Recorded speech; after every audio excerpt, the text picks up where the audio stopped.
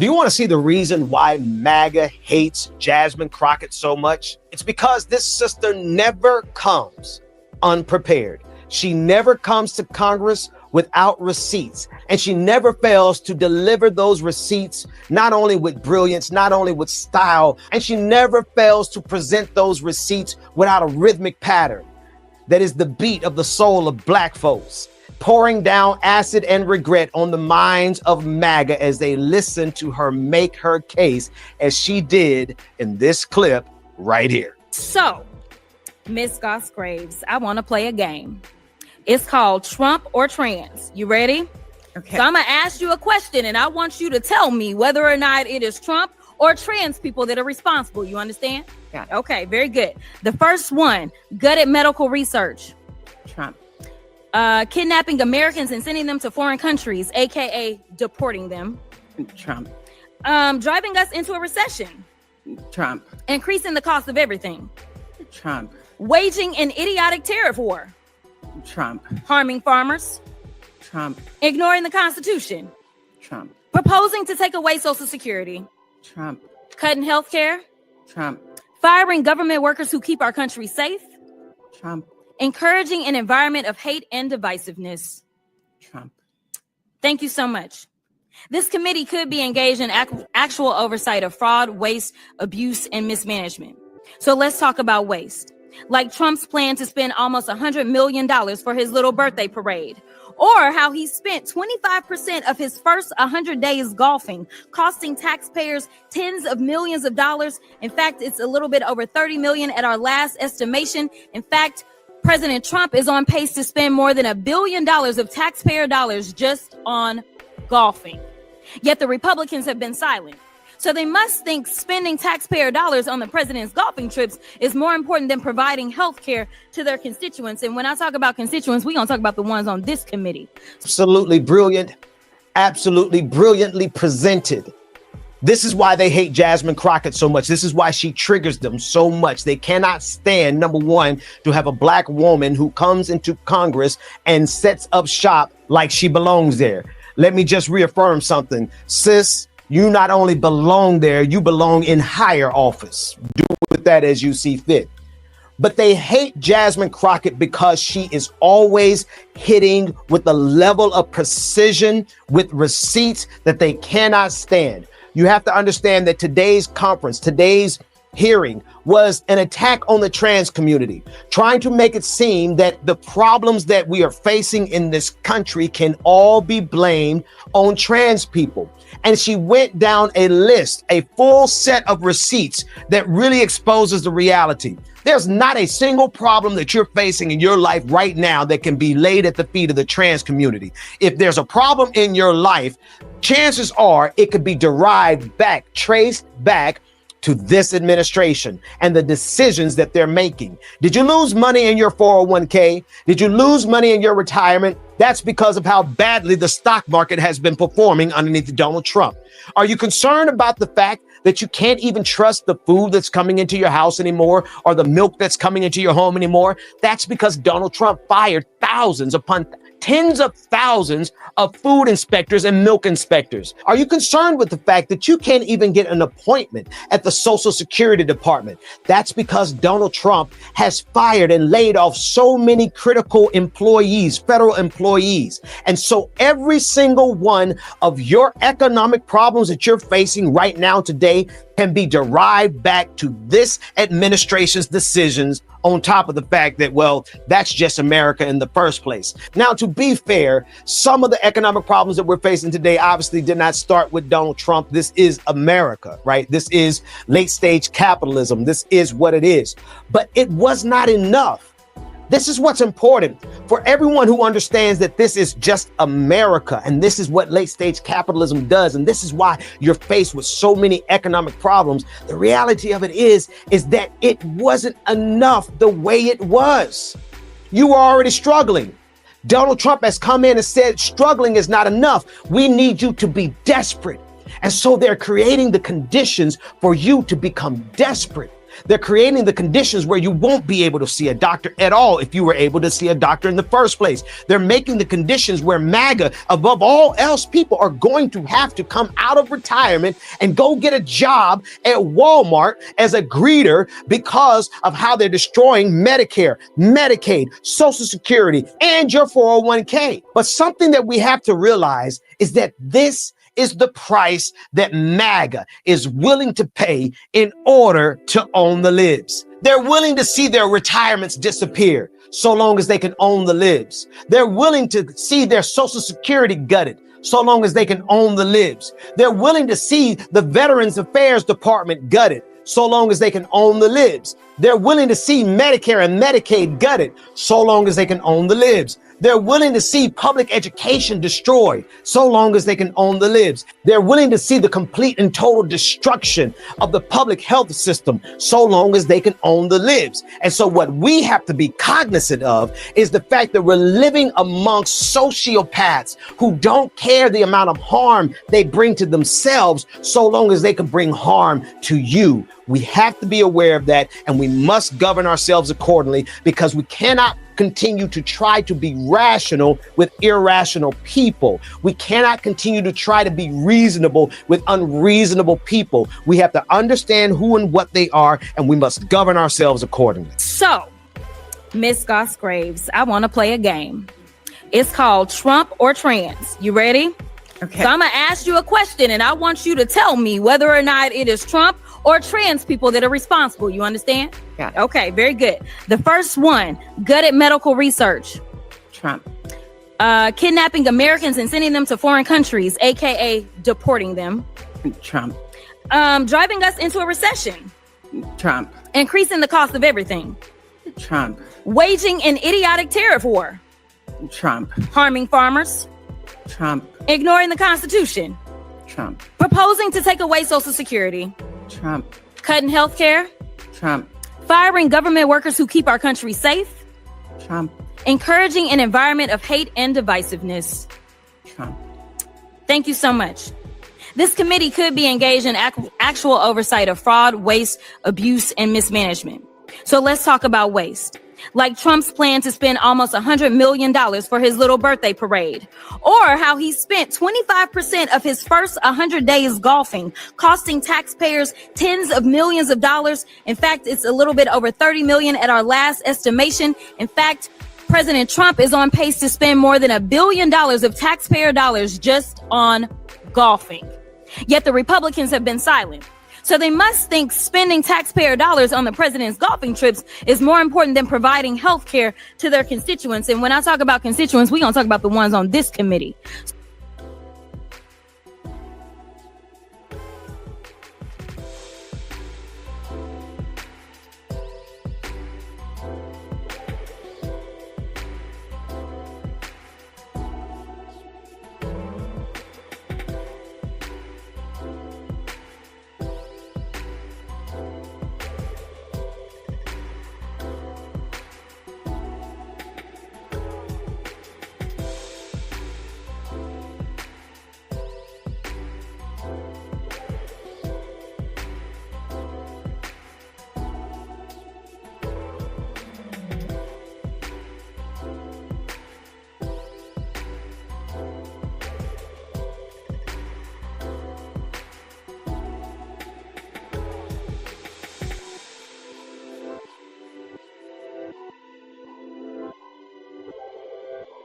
I've lived in a police state, and this is what it's like. It's the catastrophic interruption of daily life. It's the forced mass transports of immigrants. More than 200 Venezuelan migrants have been deported from the US. It's the growing irrelevance of the law and helplessness of judges and lawyers. Trump's defiance of that judge was unprecedented. It's the chilling stories that come by word of mouth.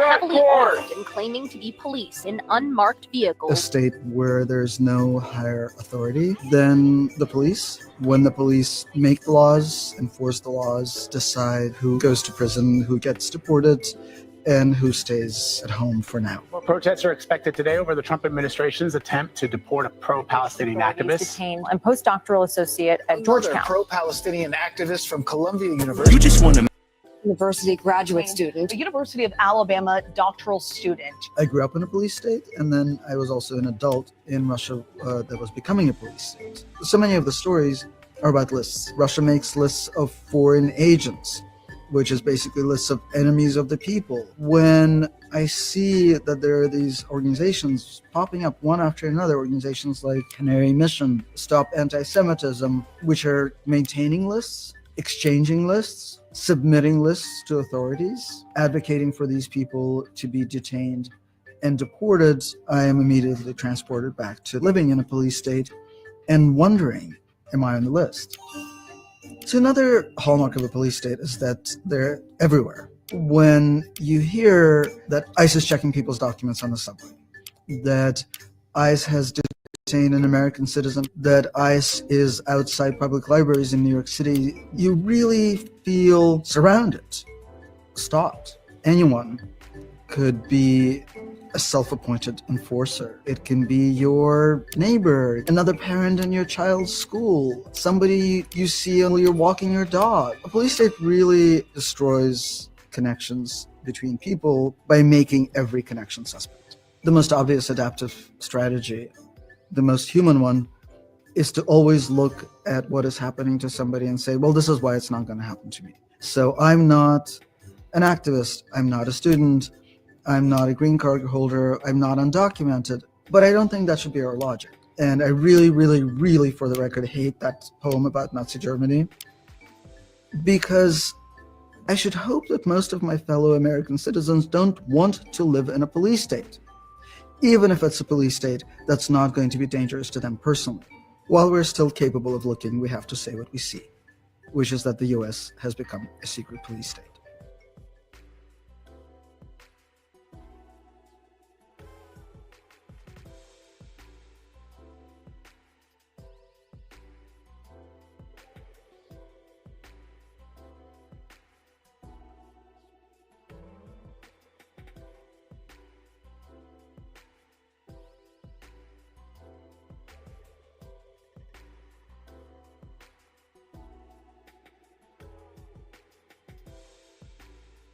Hi, my name is Marc. I'm the guy who recorded that video of that racist woman that was insulting a 5-year-old child at the park here in Rochester, Minnesota.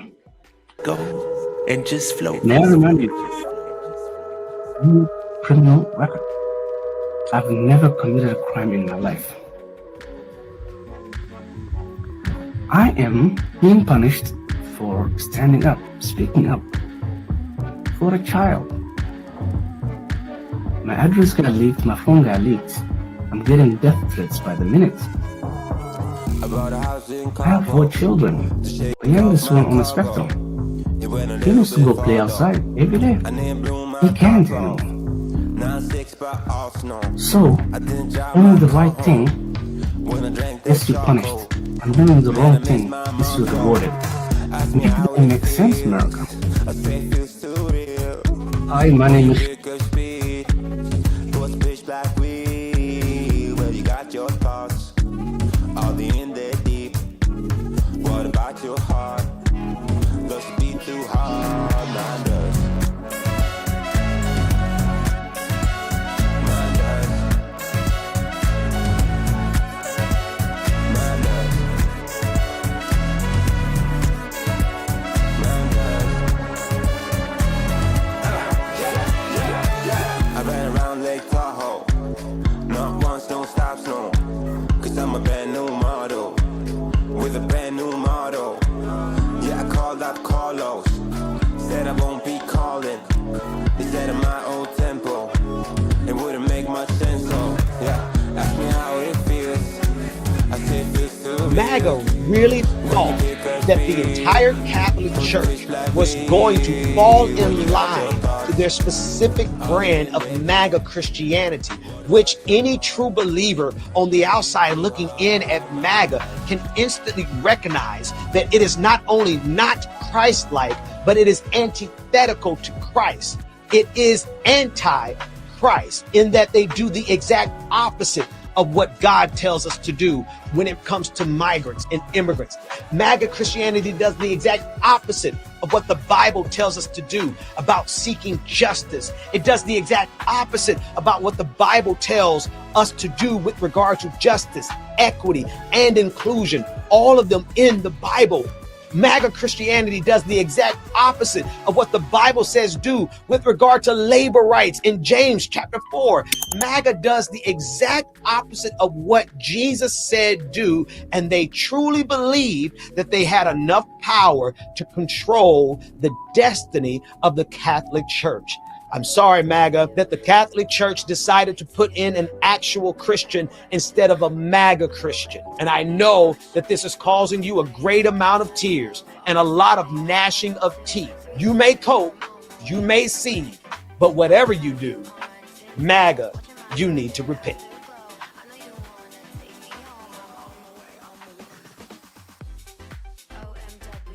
MAGA really thought that the entire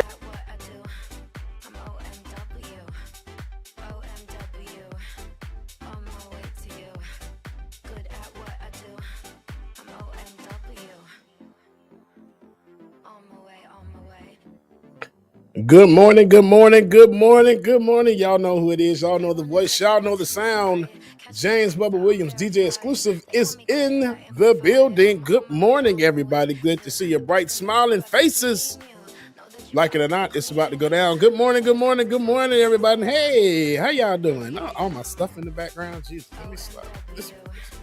Oh, well, anyway, it's there. Good morning, everybody. Good to see everybody this morning. Let me do a quick roll call real fast before we get this show started, man. Meat Cakes 87, good morning. Sheila Blessing, Emily Swamp, what's going on? Bat Guy, good morning to you. Charlie, good morning, Charlie. Charlie, Tiger, good morning, Tiger. T Tweety, good morning. Sean Payne, Hollywood 2000. Doreen Howland, good morning over there on Facebook. Sheila Johnson, good morning. Priscilla J. N. Lee, good morning. Dion, good morning to you. Nat, hey, what's going on, Nat? Good to see you. Hope you're doing good. Tyler Hackner, what's going on, Tyler? Neon Death 07, what's going on, Neon? Good to see you. Jose Kelly, good morning. MXB, what's going on, B? Good to see you. Stephen Harris, good morning. Noisy Beast, what's going on? Lady K, Color Me Oakland, what's going on, Color? Seagal, what's going on? And Andrea Vovinsky, good morning to everybody. Good to see y'all this morning, man. Hey, like it or not, it's about to go on. Like it or not, it's about to go down. I'm tongue-tied this morning. It's this coffee I'm drinking. That's what that is. Make sure if you haven't already, like, share, subscribe, and all the other good stuff, man, on all the streams, man. We're streaming on Rebecca's page. We're streaming on my page. We're streaming right here on the Benjamin Dixon Morning Show channel, and also the Like It or Not page. So if you can, right now, while we're waiting for the show to start, you go over on all those streams and like the stream. And then go subscribe too. I'm still trying to build up my followers. I think I got enough now, but I have not had enough time to do anything. And I still need to get Rebecca and probably David and probably Ben to see what the hell I'm supposed to be doing and how I'm supposed to be doing it. Anyway, y'all, like it or not, it's about to go down. Y'all stay tuned. I got a dad joke coming up for y'all in a few. Y'all stay tuned. Like it or not, it's about to go down. Good morning, y'all. Ms. Cohen, your opening statement, and I should take a second of personal privilege over here in the Senate just to say that Ms. Cohen was very close friends with my son Tommy at Harvard Law School, and he always told me that you were a woman of great intelligence and great character. It's good to see you. Thank you.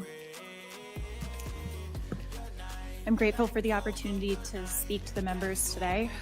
I acknowledge this is not the first Monday of unemployment that I anticipated, but I am appreciative to be here. On March 20th, I tendered my conditional resignation to Skadden Arps, where I was employed as a finance associate. I did so because I believe our country is teetering on the brink of authoritarianism, and that many leaders of our most prestigious and profitable law firms recognize this risk and choose to ignore it because they are afraid. It's likely they're afraid of losing profits, but I think it's also likely that these leaders are afraid because standing up to authoritarianism is scary. It is easier to ignore what is happening than to acknowledge the fight that lies ahead. I resigned amidst a series of attacks on the legal profession that began on February 25th when the Trump administration stripped large law firm Covington and Burling of government contracts for representing special counsel Jack Smith during his investigation of the president. Then, the president entered an executive order against law firm Perkins Coie, not only stripping Perkins of government contracts, but also targeting third-party contractors that retained Perkins as counsel. Again, the administration named Perkins's past representation of clients and causes the president dislikes as the cause. Perkins chose to fight back. It challenged this blatantly unconstitutional order and successfully won a temporary restraining order the next day. In a normal presidency, this sends a message to the administration: press pause while the Perkins executive order is litigated. But the president continued to enter executive orders targeting firms based on past representation. Enter Paul Weiss, the next target of an executive order. Instead of fighting back, Paul Weiss offered the Trump administration $40 million in pro bono legal services for pet projects and promised to evaluate hiring and retention practices in partnership with the president. He withdrew the order. Paul Weiss's decision was a stunning betrayal of the firm's associates and the legal system that made its partnership very, very rich. Like calling this hearing, resignation was not my first choice. Throughout this period, associates across the industry were engaged in measured advocacy internally and externally, hoping to get our firms to band together and stand up to the administration's attacks on the broader legal profession. Paul Weiss's capitulation made me realize firm leadership was not motivated to act collectively. I became certain my employer was not going to be brave, and so I resigned.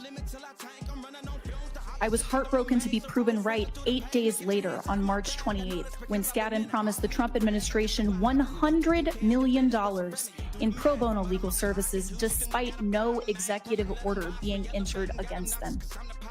Other associates resigned in protest, 2 of them publicly. They're sitting behind me, and I am so unbelievably grateful.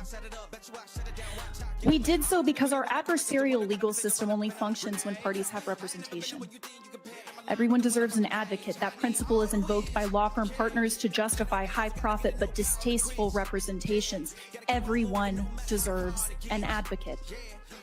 American justice is not sua sponte. Without skilled lawyers, meritorious lawsuits may never be brought in the first place. Public interest attorneys, themselves separately targeted by the administration, are now also scrambling to replace resources and attention these firms historically provide as they challenge unconstitutional actions and provide direct representation to clients in need.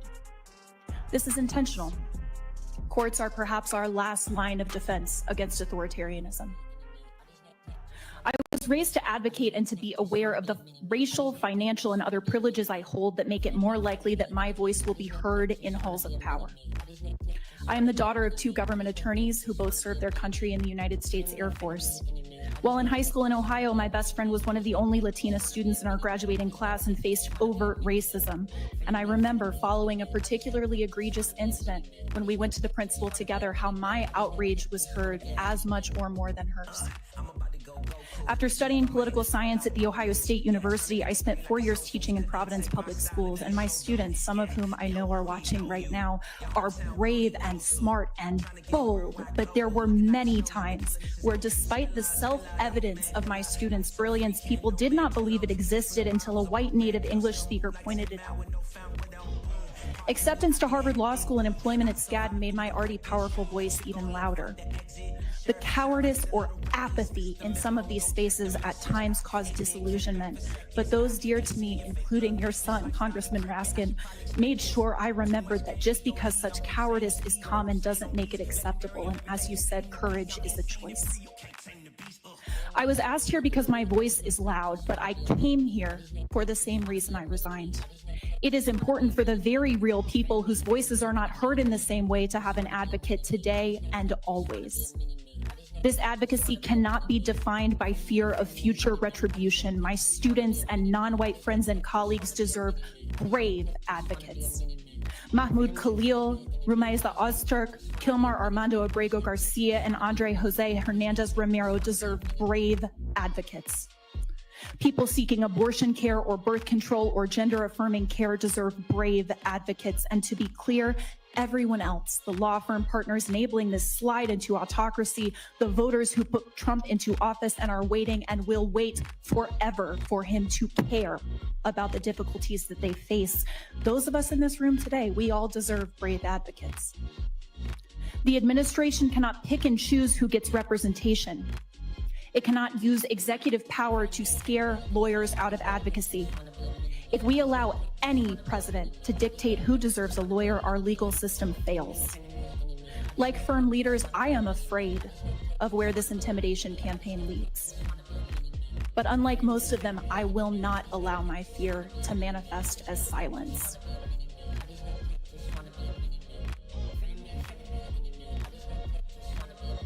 Ain't that some deep stuff? Yes, it is. I got a dad joke for y'all. Let me pause my music right quick because the dad joke takes precedence over here. Precedence.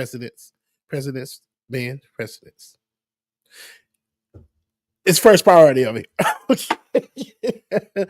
So,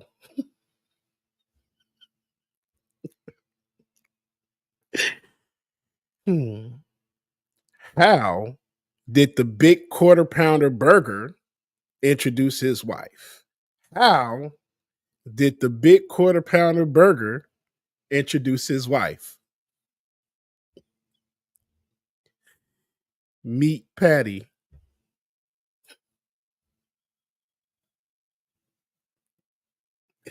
Meat patty. Meat patty. It's still going on. Meat patty. Meat patty.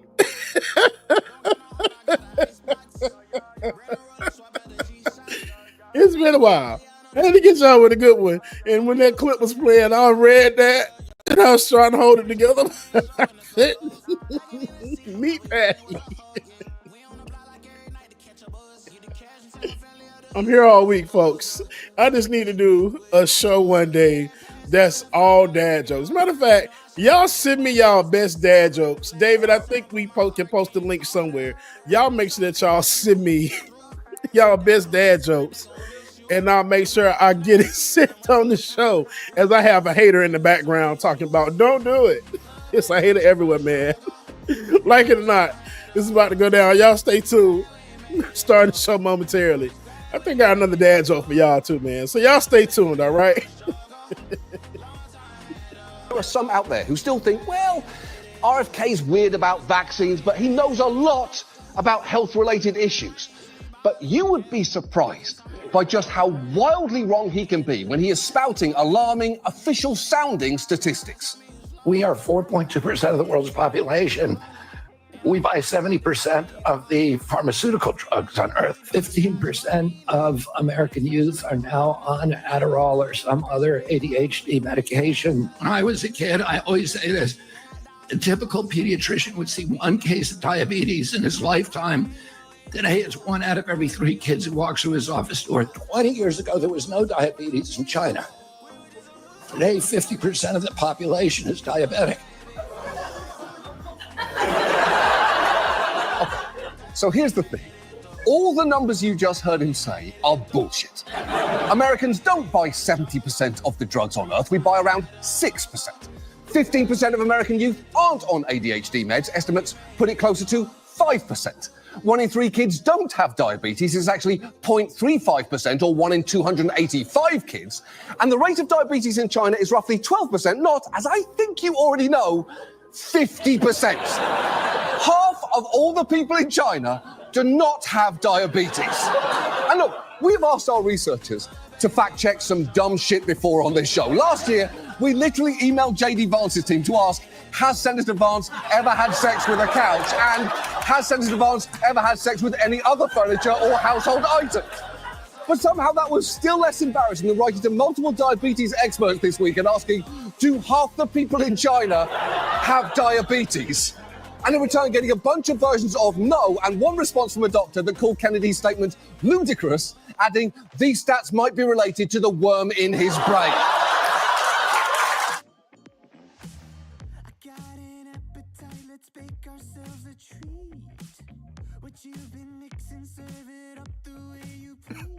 Ruth, hey Ruth, good to see you. Good morning to you. Haven't seen you so long. J-Dub, Mac, what's going on?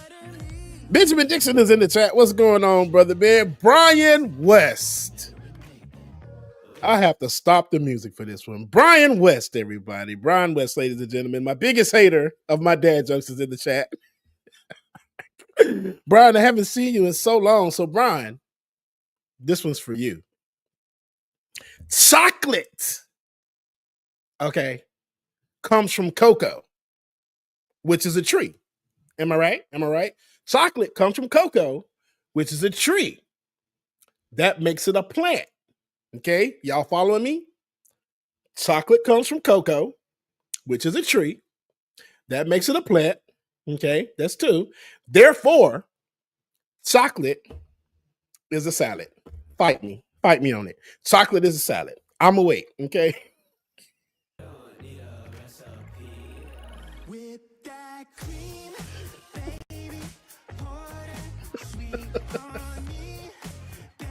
Chocolate is a salad.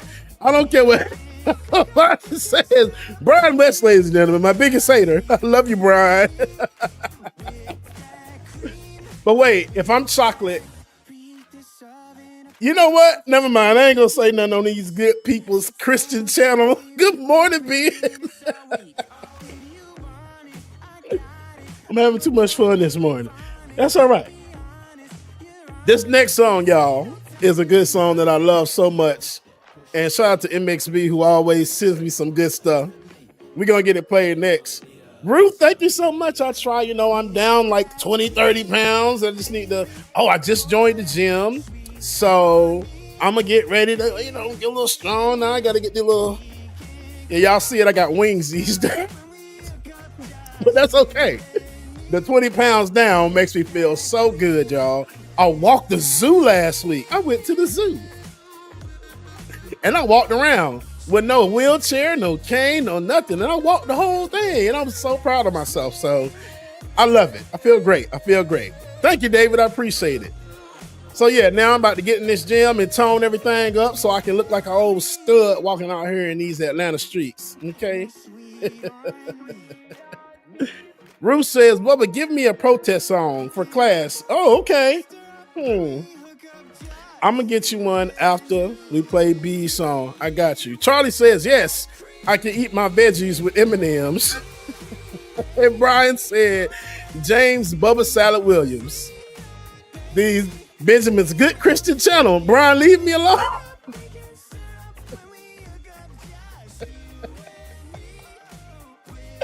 Where are you seeing that due process? I mean, can't stand y'all at all. They must have gone through process. Due process. Okay, so let's look at President Trump's example. We call him a felon because he has been convicted of felonies. Some of these folks, without the actual due process, do not technically qualify as illegal immigrants because they have never had their cases heard. Damn! Where are you seeing that due process? I mean, to even get to that point, they must have gone through process. Due process. Okay, so David, let's look at President Trump's example.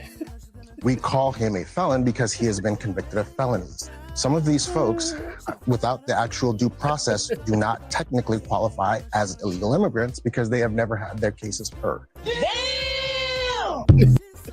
The damn took me out. Shout out to MXB. This is their song, Come to Mama. Y'all make sure y'all turn up y'all radios for this one, man. The radios, like we on the air. We are on the air. Turn up your TVs, your phones, whatever you're listening to on. Just turn us up. She's got what you want. She's got what you need. You know she's got everything. So boy, don't you cry. Leave all your worries behind. Just come to mama. Come on. Just come to mama. She'll take care of all of your drama. Baby boy. Just come to mama. She's gonna make it alright. She doesn't always feel like she's a queen, but you better not forget it. So bend the knee. And if you wanna be a knight, you better prove your loyalty. You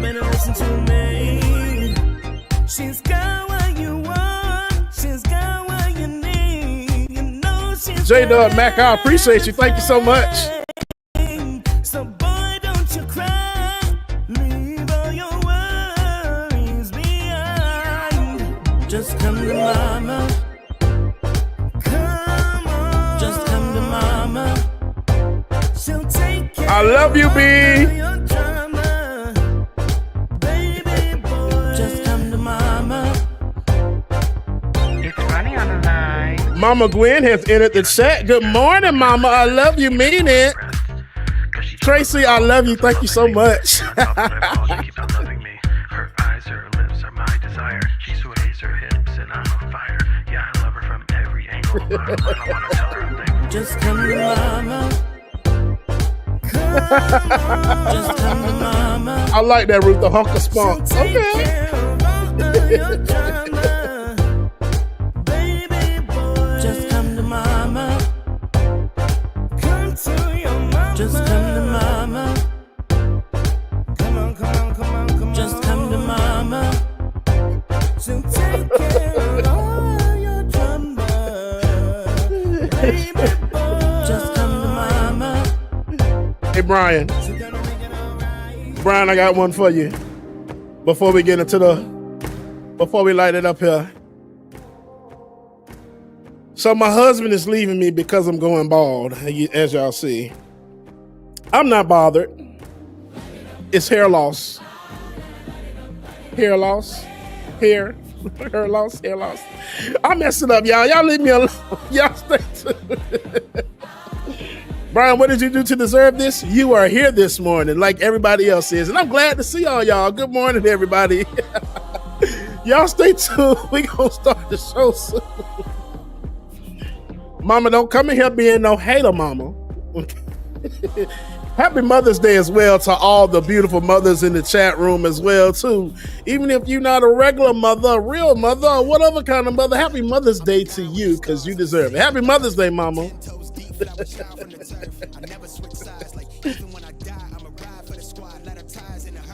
I'm a mama, too, so y'all make sure y'all tell me Happy Mother's Day.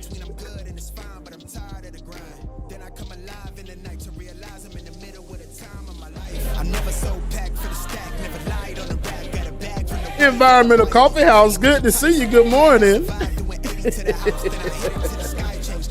Illuminati, what's going on? Good to see you. Priscilla says, I'm done. Cook.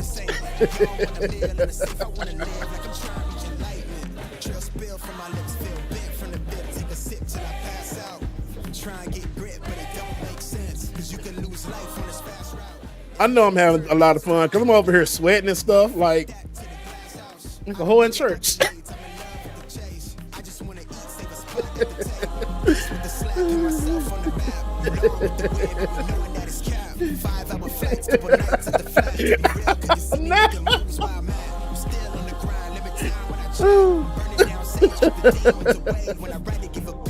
Fatal Flaw, good morning to you. Love to see you. Good morning. Thank you so much. Wait, that look okay. Oh. I'll be here for the long run. I'm a slave for the cash. Got snakes in the grass, no brakes on the ad, but it's all fun. That's my model face. Y'all saw it. Give me space for I murder y'all. 10 bad here, I'm a curve them all. 12 missed calls and I still made a curtain call. Here to light it up, lighten up. Heard him talking, they ain't right enough, tighten up. Everything that I came for, I left with. I don't bang sets, I just bang on the set list. Going past supper when I came for the breakfast. Put me in your prayers, I might put you on the guest list. Young, reckless, gold in my William Moore, good morning.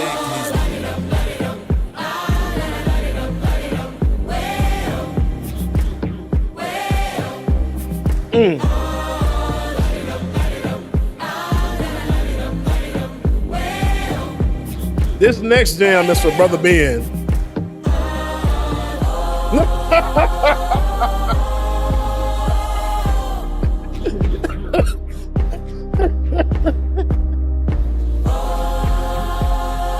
David.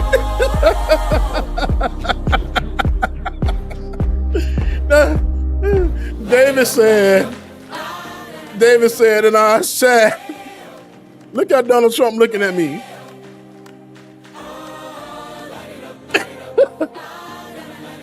are you looking at? They're eating the cats. They're eating the dogs. Just stupid ass. Stupid. Good morning. Lily, good morning to you. All right, now I got to mute my microphone because if not, I'm going to be singing all over the place. And this is Ben's favorite song, and I don't want to interrupt it.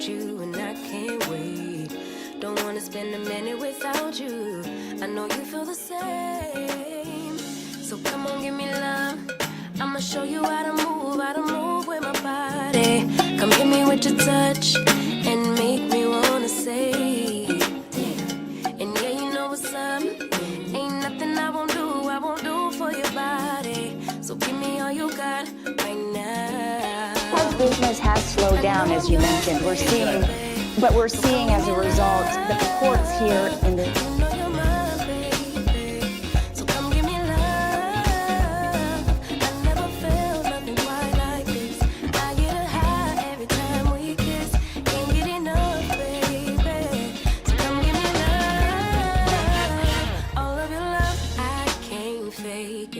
when I'm with you, my legs go weak. Yeah. Can you hear it? I think my heart just skipped a beat. Yeah. This feeling is getting so strong. Love me till the morning, love me all night long. There's something special about you. You're the one that I want. So come on, give me love. I'ma show you how to move with my body. Come hit me with your touch and make me wanna say.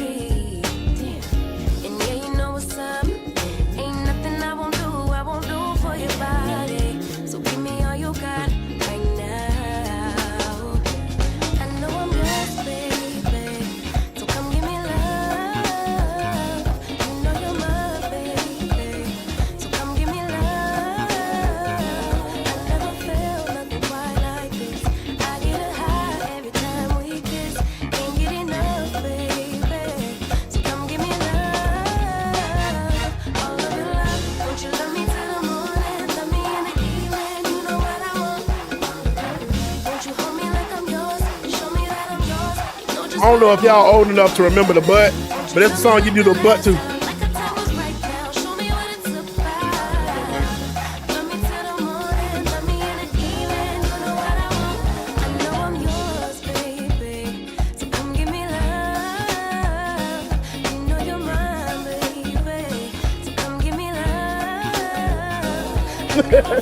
Y'all remember the breath?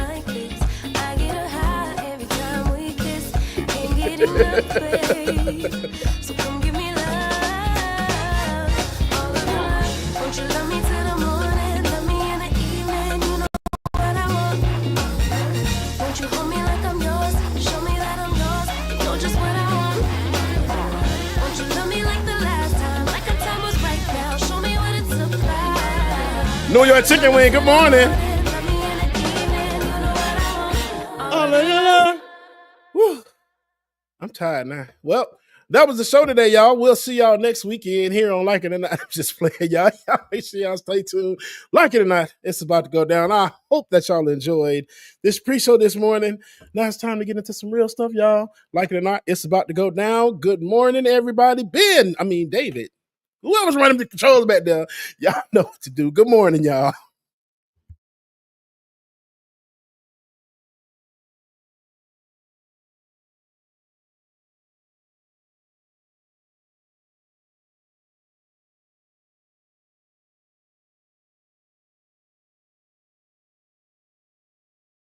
In 1926, Carter G. Woodson gave us Black History Week. Now, almost 100 years later, many of us are still stuck in the month of February. But our legacy, it doesn't just fit into 28 days.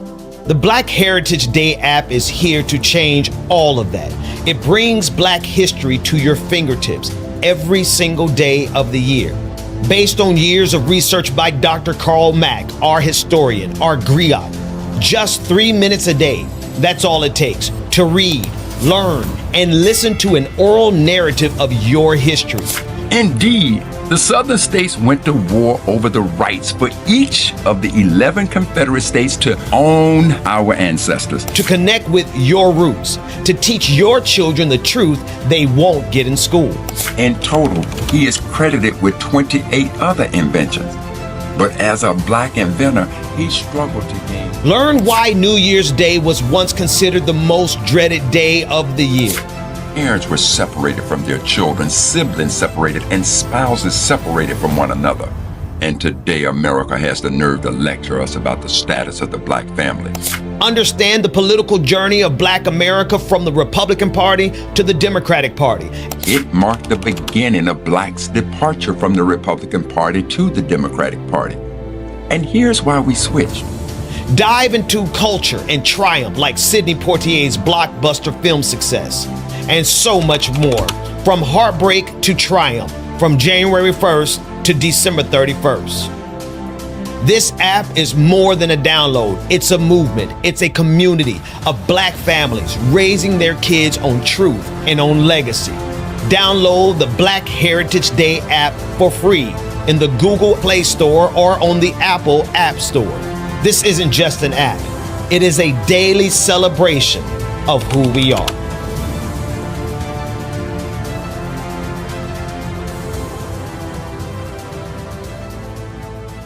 Work that we're doing here is not going to stop when it comes to these type of discussions. It's going to be for us and by us here on this platform when the media is telling us to look the other way. Your support is what helps us move forward. Join patreon.com/like it or not. Help us grow. Like It or Not starts now.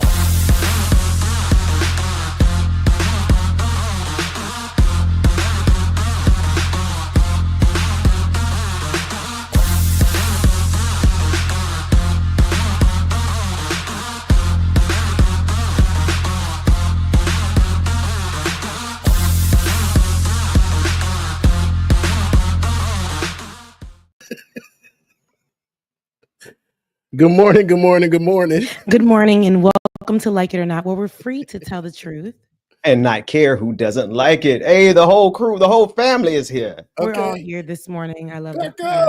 Becca, where you headed? Where you headed, Queen? No, Right. I need to look good because I felt like if today was my last day. Come on, somebody. Because Yeah. y'all Yeah, no, no, the yeah. earthquake in ATL. Okay. It was actually in Knoxville, Tennessee. It was in Knoxville. That was the main point. I guess what they call the epicenter. The epicenter, But yeah. We felt it. And I am one of the many folks who migrated outside of the city of Atlanta. And, you know, I live in, it's not Atlanta. That's where I live. I forgot about that banger. That was a banger. It was a Go ahead. banger, right? And Not Atlanta. that's where I live. And closer to those areas, right? Mhm. So everybody who lives in it's not Atlanta, we live near another state. Everybody, they live near another state. You can go to a state from a back road, you know, the country stuff. And man, I finished working out. I was in prayer and I said, you know what, God, I'm done with the gospel music right now. Let me go on there and put on some Frankie Beverly and Maze. And it was a song that was talking about being grateful and it was saying thank you in it. It's all the good things by Frankie Beverly and Maze, which is actually black folks say Frankie Beverly and Maze and it's Maze Featuring and Frankie Beverly. Yeah. Well, I don't know why we say it like that. Black folks always try to remix something the way we like it. But anywho, I was listening. I was like, that's a good old song. And I was making my eggs over easy, but I don't like my eggs inside easy. So I wanted to let it sit there for a second and cook. I like the way it looks, right? Looks cute, right? So next thing you know, I see my wrist start to do a little something like this. And I'm like, then the pan was shaking a little bit. Then the fridge, everything in the fridge started to rattle. Then my lights, and then like my sink was going. Did it really shake that much? Oh no. Then my candle, the flame was just going really fast. So I said maybe they're drilling, but then I looked outside and it's raining out here today. Yeah. And I said, so I just stared at the window. Then immediately, now this is like for a good 2.5 minutes, maybe even 3. I don't know. My life flashed before my eyes. And I said, Lord, I began to think, I was like, yo, is my apartment about to fall on me? Then I started to think, should I run to the balcony? But I live on the highest floor. Should I run to the balcony or should I run outside, but I'm away from the entryways? So I have to still go down the stairs. And I was like, holy, what do I do on this point? But I just stood right there, just looking at everything shake like a crazy, because I didn't know what was going on. So when it was over, I never thought, you know how people run to Twitter to see when I didn't think to do that because I haven't been on Twitter, except for when we communicate, but I never go on the timeline. There's no good information available. Absolutely. I don't want my brain to be, I'm already trying to figure out my life. Save your energy.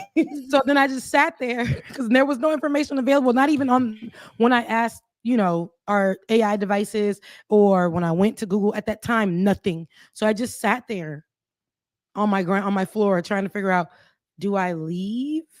Do I stay? I didn't know anything. Finally, somebody said, did y'all feel that on Threads? And I said, oh, it wasn't just me. Then information started to come about at that time. I seen somebody post a breaking news where there was for the epicenter in Tennessee, Knoxville, like you said, Bubba, and people who are, you know, in Georgia, surrounding areas, you know, where you can do a hop, skip, and a jump over there to Tennessee. We felt it. And I was like, Lord, if it's the last days, let me be in that number. The way that I switched, I said, listen, Frankie, Beverly, and Maze, I love you too much.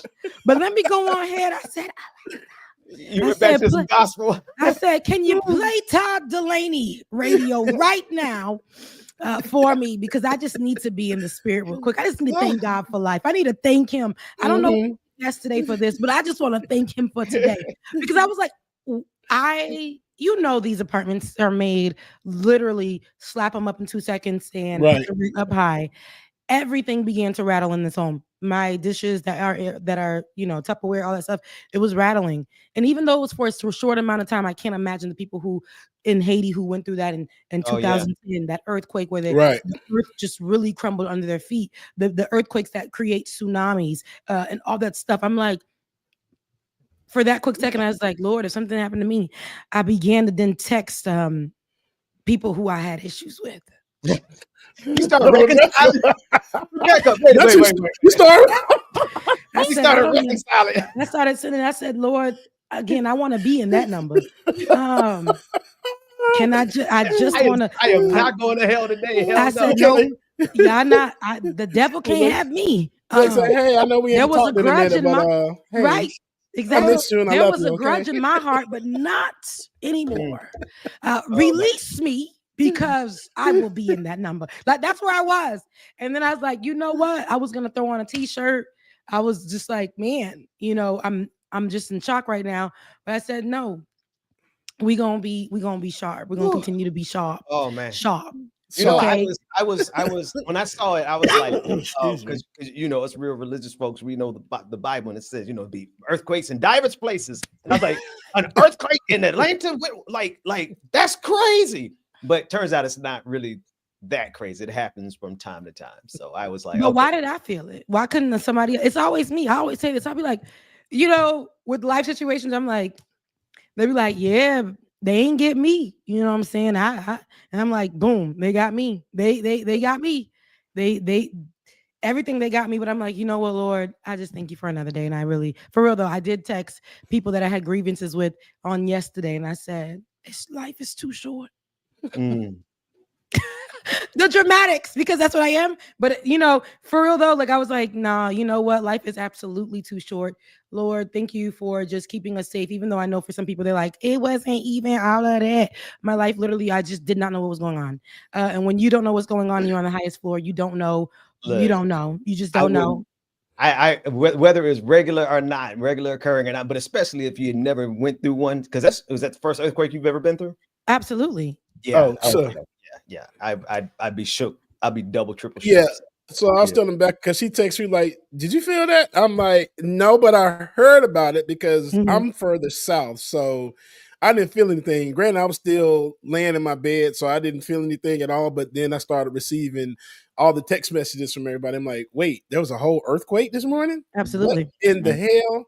And then I'm like, okay, I know Becca is a little bit closer that way. I'm like, Jesus, girl, I would have, I don't know what I would have did. That would have scared the crap out of me. James, like, you didn't feel it where you were then, James. No, I'm like I said, I'm south of Atlanta, so okay. I didn't feel anything this way. Yeah. And a lot of people were, I'm like, dang, all of Atlanta woke up early today, because today's the day people like to sleep in a little longer. Yeah. And it's raining. It's one of those days where it's like, okay, we're gonna sit in, do a little movie, but this is a day to be grateful. Yes. Grateful. Great. Okay. Rebecca had a Jesus moment. Rebecca, the funniest thing you said though was that you started texting people and then reconciling. I apologize. I will not be in that number. I would be like, and for the grudge that you held, not me, Lord. I said, release me. I said, you are released. I'm released. I forgive you. We have moved on. Why you sound like an evangelist? Okay. That is no longer in my soul or my heart. Make the devil take it back. You sound okay. I said no. People get so. Hey, listen, they just people. Me too. Like we. I don't care. Okay, how close I am with Jesus, but something crazy go down, I get even closer. Like Lord. Hello. On the planes, even before this whole situation with planes, I posted this thing because it was so relatable. Where you be on the plane listening. I be listening to some hood, right? I remember I was listening to this one song, and it was like it's by Ruby Rose from 2020. It is he and his feelings. He called me to tell me it's over again.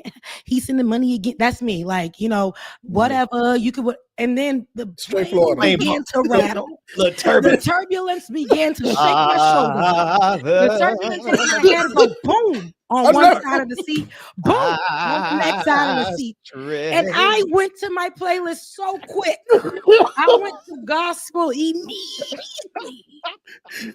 From the trap house went to the trap house to the church. The way I switched so quick, and I said, "It will not." Oh no! See, I was in that moment. I was already like, "Ha ha!" There he go. He mad. He crying. He blocked. And the Lord said, "Not." And then she switched it. Father, in the name of Jesus. In the name, look, listen. Victory is mine. Yeah. This plane will not go down. This turbulence. African angels. Come on, Paula, white supremacists. Come on, Paula. We began to call on the African angels immediately.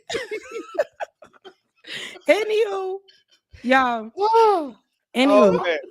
Love y'all. Meaning, I hope y'all got a kiki out of that, but no, seriously, life comes at you fast. Life comes at you fast. You got to put on a little makeup when you made it through the pearly. Listen, okay, I ain't. They not. You don't look like what you went through. I don't look like what I went through. Okay, shaking. Okay, but not.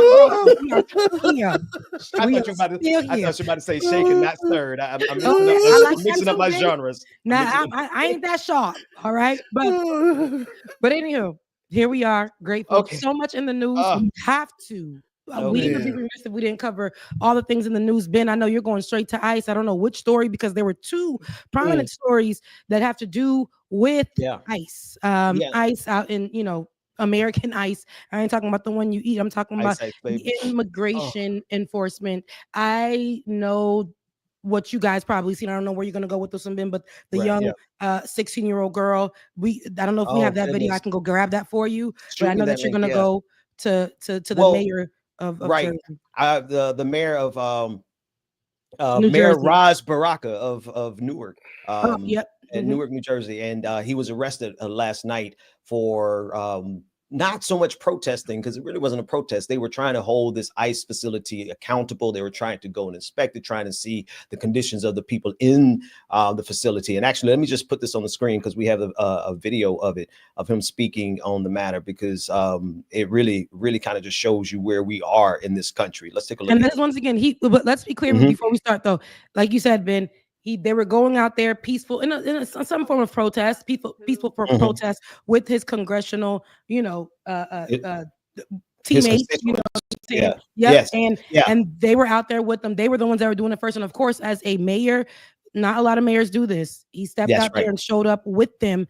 And of course, he was singled out. And what we've been seeing ICE do is singling out mayors, judges, just people in places of prominence that seem to be going against anything that Donald Trump has put in place and enforced ICE to do. So this was definitely a premeditated, to me, arrest. So absolutely, and he's speaking on the whole matter, but he's also speaking about Elena Haba, who is one of Donald Trump's or formerly one of Donald Trump's attorneys. So it covers the whole gamut. Take a listen in, everybody.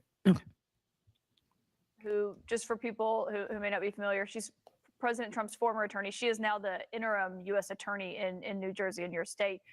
The way she puts what happened today is she is accusing you of ignoring multiple warnings from Homeland Security investigations to remove yourself, and says that you chose to, quote, disregard the law. Is that true? Had there been warnings? What had happened? Well, absolutely not. I mean, we could. The reality is, Alina Habba wasn't there. The U.S. attorney wasn't there. She doesn't know what happened. Clearly, that is not the context of what happened. I was there for over an hour in that space, and nobody ever told me to move. I was in there for over an hour. Not a single person, not an officer from ICE, not any of the security guards. Nobody told me to leave that place. Somebody from Homeland Security came in the end and began to escalate the situation, and we wound up being where we are today. And that's frankly the extent of it. I didn't go there to break any laws. I didn't break any laws. I was there as the mayor of the city, exercising my right and duty as an elected official, supporting our Congress people, preparing for a press conference that was supposed to happen there. I did not enter that place unlawfully. I did not break any laws. And so all of that is incorrect. So she was not there. So she should get some better information. First of all, I mean, and Rebecca, you could take it from there, but Elena Habba is the most unqualified attorney in the country. She's the one that was trying to help Donald Trump when he was being tried and improperly filled out the paperwork, messing up her own client. But then that didn't stop him from promoting her up. Like, she failed up into becoming a U.S. attorney. So she's like one of the least qualified people in the country. But that's besides the point. The point is that how he said it, ICE agents, or rather someone from Homeland Security came and escalated, made that entire confrontation what we saw. And this was after they had already been out there for an entire hour. But again, this is part and parcel of what MAGA is doing right now, trying to scare people. And I absolutely love that this mayor nor any of the Congress people who were with them were scared one bit. You know, what's interesting too is like we're seeing the police, all law enforcement, which was already, and I said this yesterday, which is already messed up in their system, but we're seeing them work with ICE and answer to ICE and almost kind of like give them the last infinity ring to form this major, massive law enforcement, beast. Just being right. Yes. And to attack people. And this comes on fresh off the heels of, we'll get to the story, but fresh off the heels of us witnessing earlier that day a 16-year-old girl in Boston being slammed to the floor by ICE. And just later on, while this mayor, Mayor Baraka, goes with his constituents and listens to them and stands up and asks to see the conditions of this place, because just a month ago, it's a video I'm going to drop later as well. Just a month ago, we heard about the Haitian woman who was, I would say, murdered, but who died in the hands of ICE. And she was complaining about breathing issues, heart issues. They, I think, offered her Tylenol, told her to lay back down. She said, it's not working. Wow. They let her stay there. And their answer at that moment in the facility was, we have 24-hour health that they're accessible to, healthcare that they're accessible to. And that is definitely a lie, because that's a one-off. I mean, excuse me, that isn't a one-off, this story, but they wanted to make it seem as though they began to put out all these different things, this different narrative immediately. And it was coming from ICE. And whatever ICE says, we'll watch Homeland Security spew out as well. We'll watch law enforcement, spew out in their press as well when they're asked these questions. So to see the mayor be arrested, of course, it's signaling that if you mess with anything that is Not even actual law right now, but things that we put in place from an executive order or a word of mouth or a tweet or, a threat. If you go beyond that, we will make sure we put you as front page news and not to mess with us. And whoever else tries it, you won't want to try it this time because we will have this on your record, and, as a stain or however, for people who are in office to let them know you are not above Donald Trump and his antics. You are not above ICE.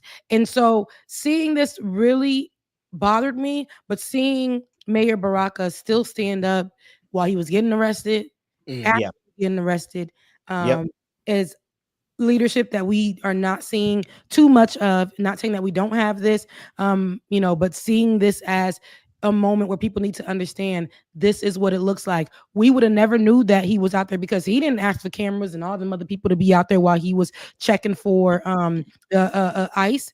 They came out there after the arrest. They knew it's like it was premeditated. Let's go ahead and make sure cameras are here, make sure these things are here, make sure everything is in place. So we send this out to let y'all know we are not playing. And I also want to even add to it, shake the table if I'm wrong. This was anti-Black. It's anti-immigrant, it's anti-Black. Let's go ahead and make sure that we get the leaders that are the ones, especially the ones in office. We will make sure that they are the poster boy. If you look at anything that Donald Trump has done, we don't see much people who represent the left or as a progressive white that is the poster child for any of the things that, even though they're doing the work, they're not the poster child. As soon as we got a Black person at the forefront of any of this stuff, and especially if they are a person that is seated, they will make sure they make that person the poster child for what it looks like if you go against this current administration. And right now, they're even going one step further, right? They're, and we could talk about this in a minute, but they are now accusing and going after Letitia James from New York, and they're accusing her of mortgage fraud. And then that was yesterday. Just today, they announced that they're going after Jermaine Williams. I can never pronounce my brother's name, even though he's been on our show, Jermaine Williams, for mortgage fraud, right? So they are finding every way possible that they could, one, go after somebody, arrest them, and try to get them convicted and put in jail, and also to intimidate people. That's what this really is. So at the end of the day, the number one thing I think we got to take from this is to not let them intimidate us at all. The more they lean in, the more we got to lean in. The more and this is why, all through the night, I was tweeting in reply to this. Good on the mayor. Good on every single one of them who got arrested. I mean, we need to celebrate them because we need to have people with that kind of courage who are going to put themselves on the line, because otherwise, if we don't step up in this minute, then people will disappear one at a time quietly. Make this as loud as we possibly can. Make them have to show their fascist face, which is what I think this video shows. Absolutely. And also it points out we continue to push. We have leadership who is continuing to push, even though it sucks, because one of the earliest examples that we had of that this year under this administration was our Congressman Al Green, in that moment. So to see people who are willing to get that stain on their leadership record, to be the one to call out what is wrong, even if it's them just calling it out while their peers just watch, whether they had a plan or not. But sometimes you just got to jump all in, because I ain't gonna sit here and hear misinformation and blasphemy and attacks on marginalized groups. Okay, I won't sit here while they take away healthcare and while they play in our face, putting out things that are not true about what they're really actually doing to cover it up. We're seeing that time and time again. And sometimes we can't wait for the plan to be executed. We have to go in right now. And that's what we've seen with, Congressman Al Green and Mayor Baraka. And I love that. I think that we are going to start seeing more of that. People have been doing that. But these are the moments, to me, especially because immigration, as loud as it is, it's one of the things that a lot of people who are in the political spaces are afraid to really touch. But yesterday, was one of the days that I've seen so many people begin to center conversations around this. Now, if you can't center conversations because you can't relate because you have no immigrant person in your family, you can actually identify that the atmosphere in immigration holding camps, what I want to call them, it's not, they're not good.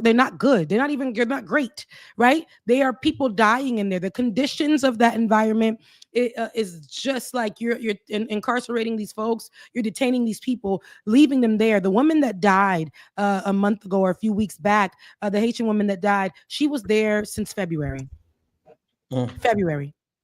And we're seeing you're detaining these people, you're putting them in these conditions, and you don't have, and I'm pretty sure because my mother, here's a personal story. My mother was detained long ago. She was pregnant. And this is when she had first come here. She was already married. They detained her while she was pregnant.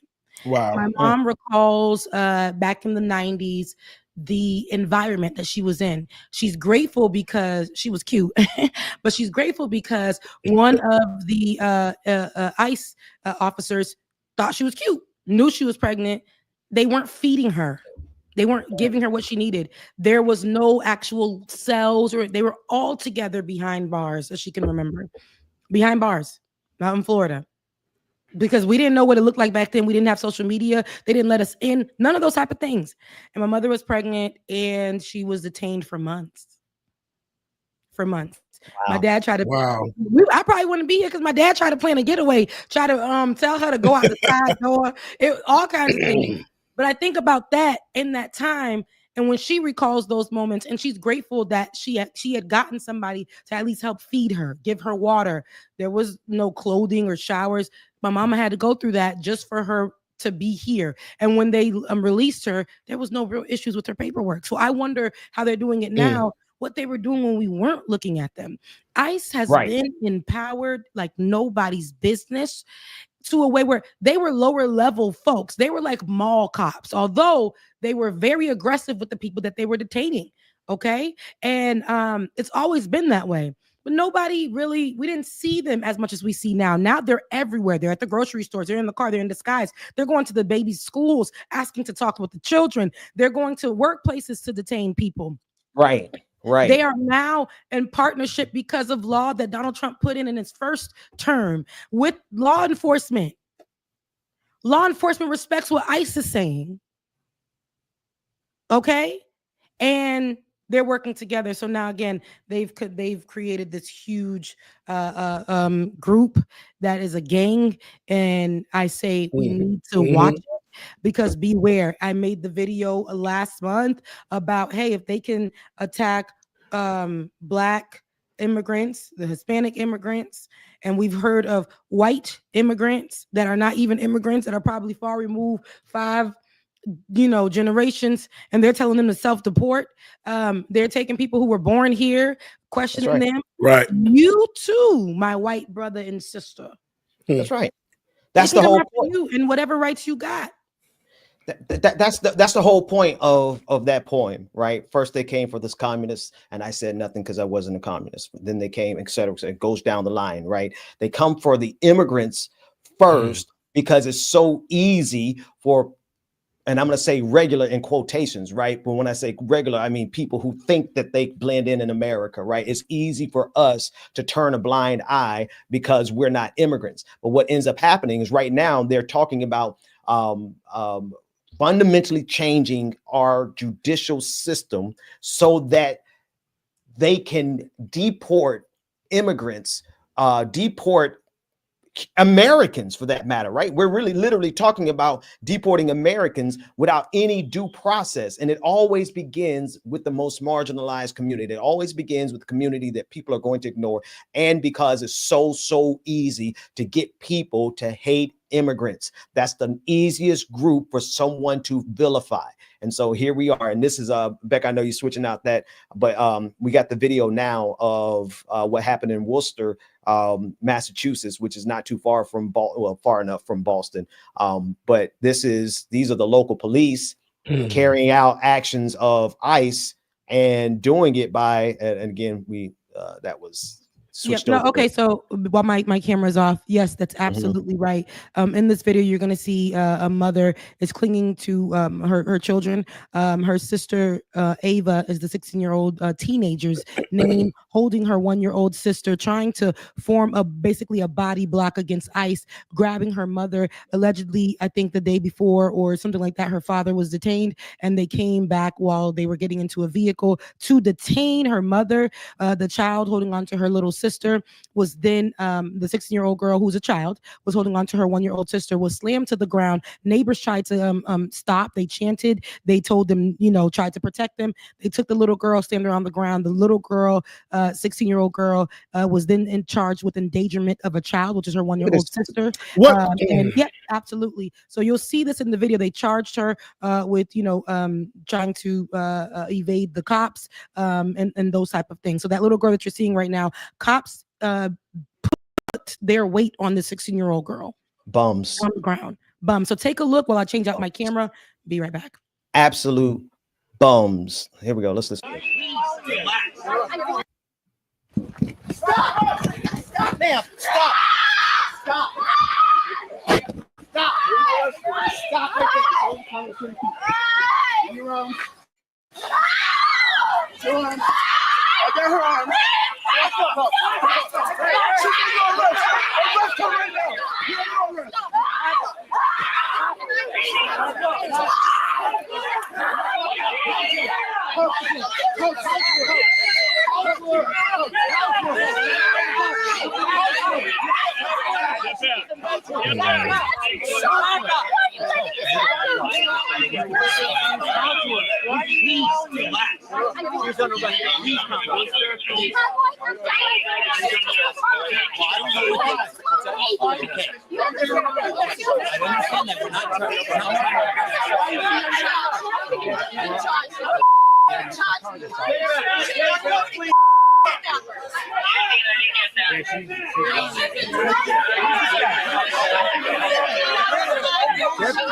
What?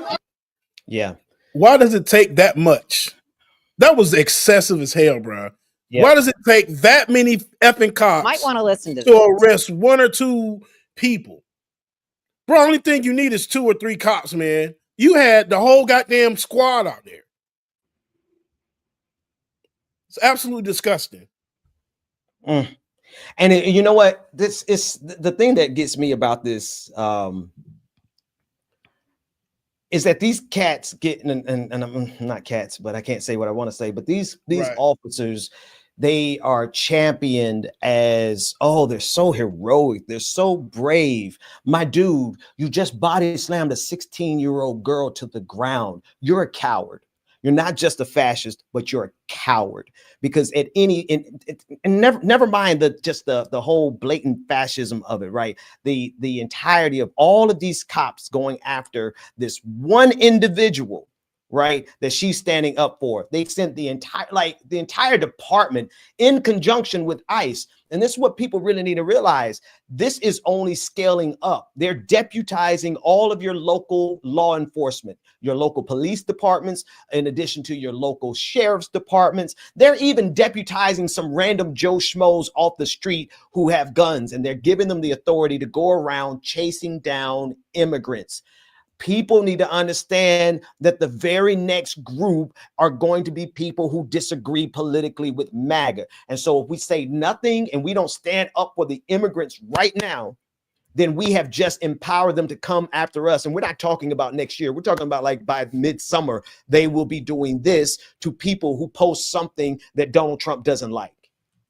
Absolutely. And you can see in this video here that David's going to play. In this one, the neighbors, they chanted, and then again, they demanded to see a warrant. They tried to create a human ring, as you know, to see what was happening. And of course, I don't know if people know now, ICE doesn't really need, under this administration, a warrant to detain, at this point. So when the police came, I think they arrested one extra person outside of the family group.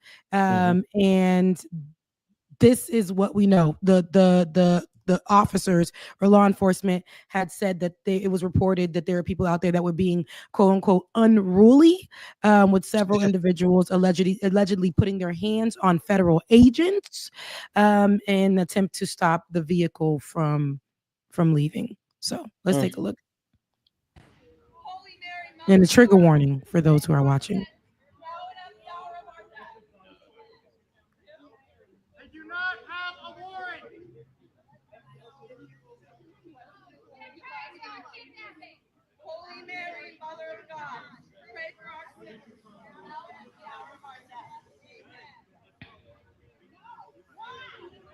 Here's the office. This is when they start to yank. Wall. They didn't even have a warrant. Nope. And this is what the people thought that they could protect her. We thought that they could. Your whiteness doesn't even work against the immigrant group. Oh no. We learned that during George Floyd. They will smash Absolutely. white folks' heads. Yep.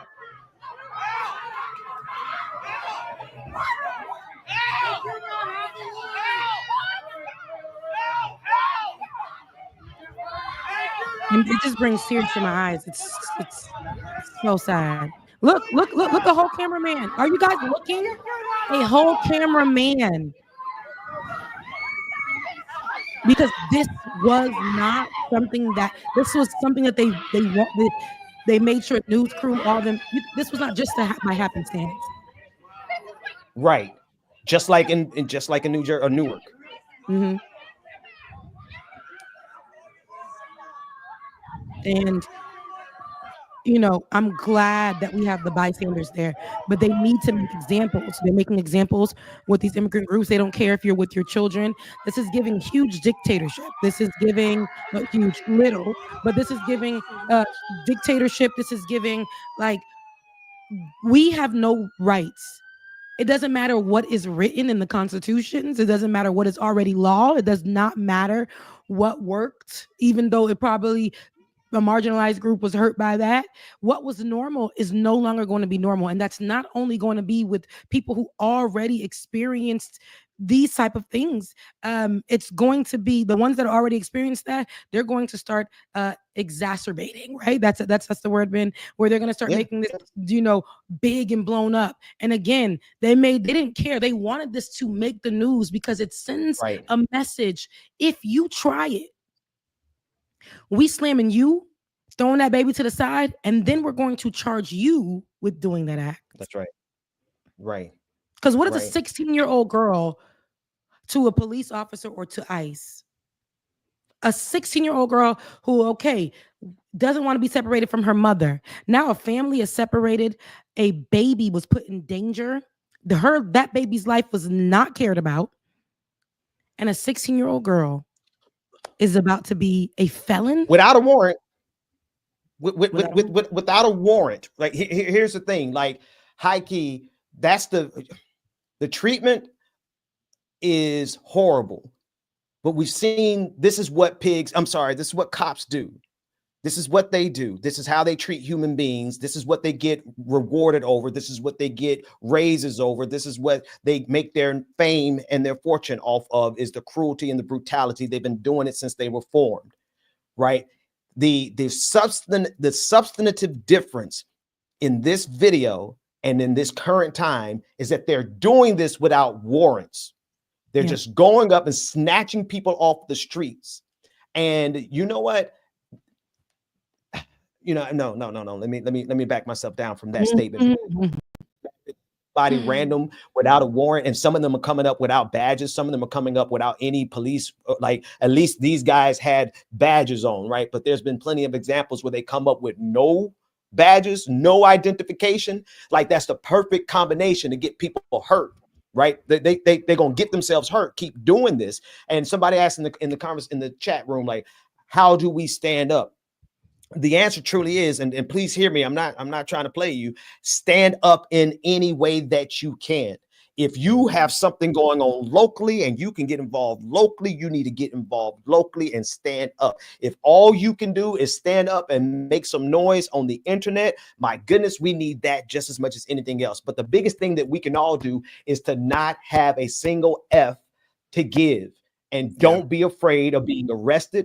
Don't be afraid of being detained. Don't be afraid of going to jail. Don't be afraid of any of that, because if we're afraid of that now, it empowers them to do even more of it. Make this transition. If we're going to go into fascism, full authoritarianism, make it as painful as we possibly can for them. Make them pay as big of a price as we possibly can make them pay. And you know what? For me personally, I said this months ago, and I'm going to say it again. I'm going to keep saying it.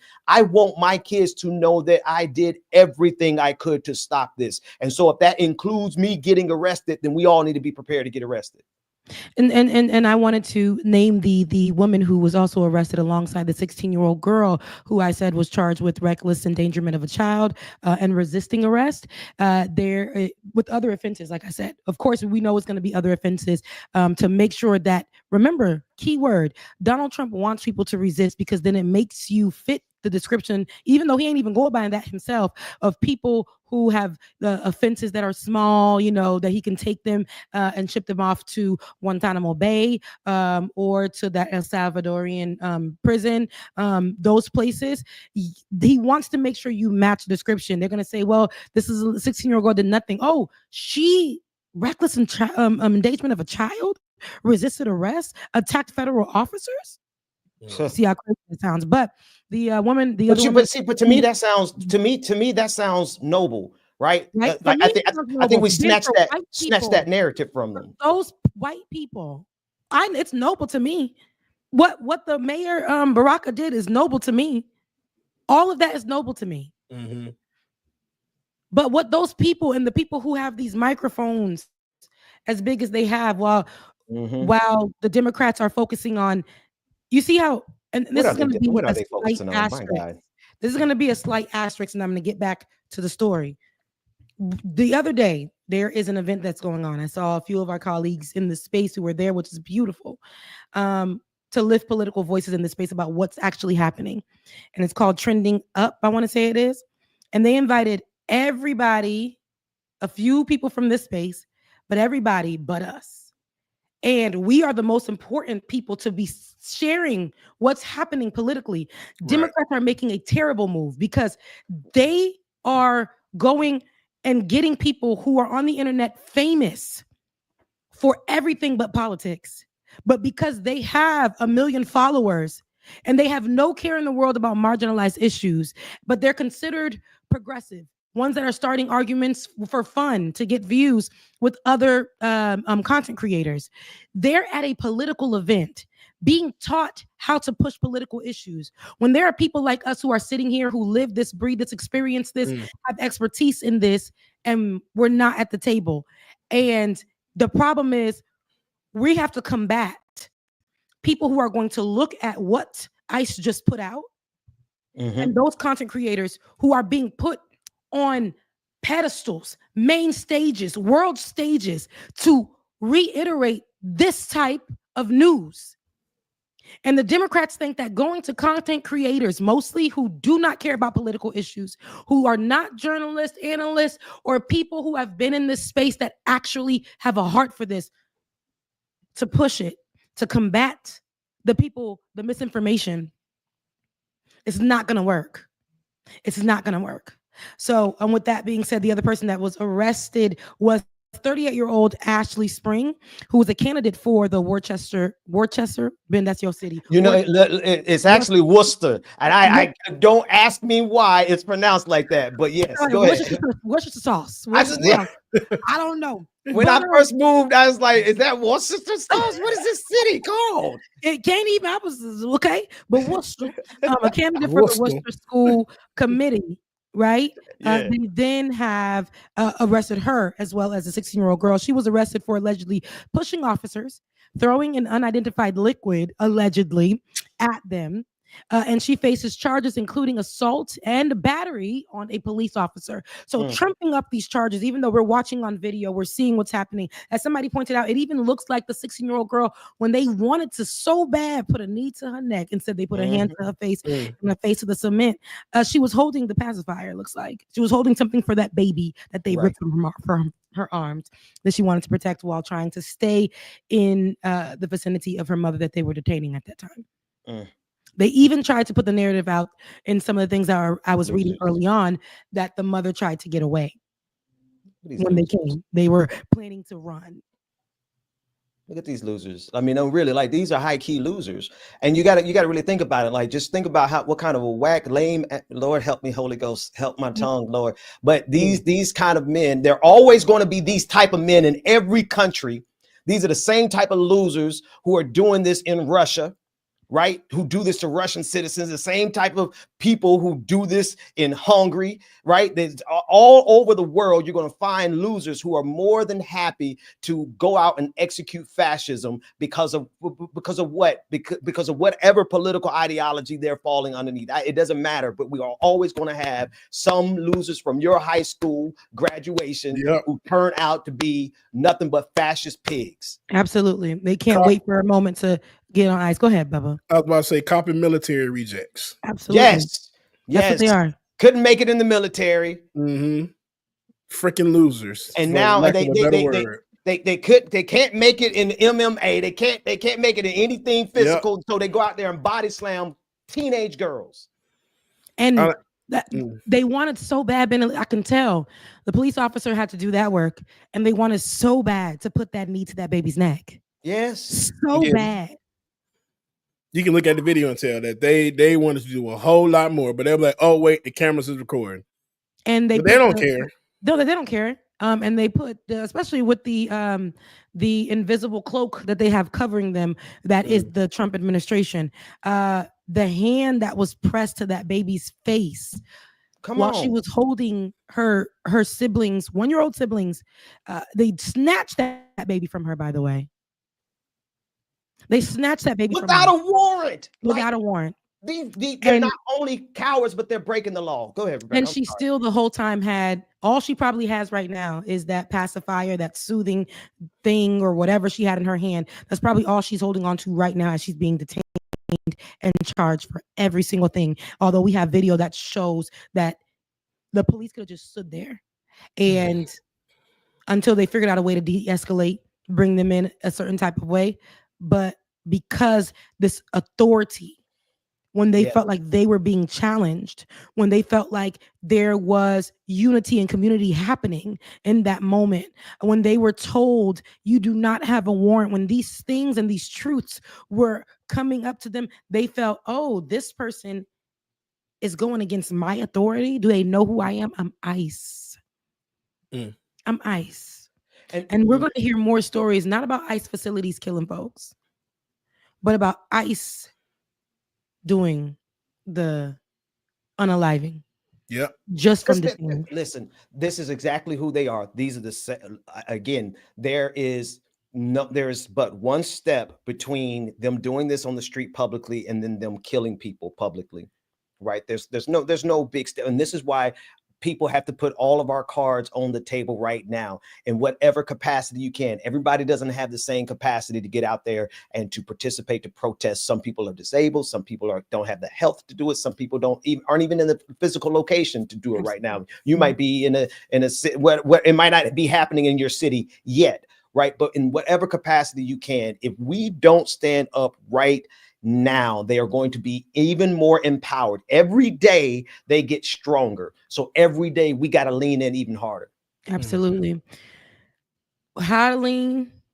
We already been bending over backwards, sideways. But I do love that immigration is now on the world stage, because I like that we're seeing community. I love what we're seeing. And I love that it's highlighting what's going on.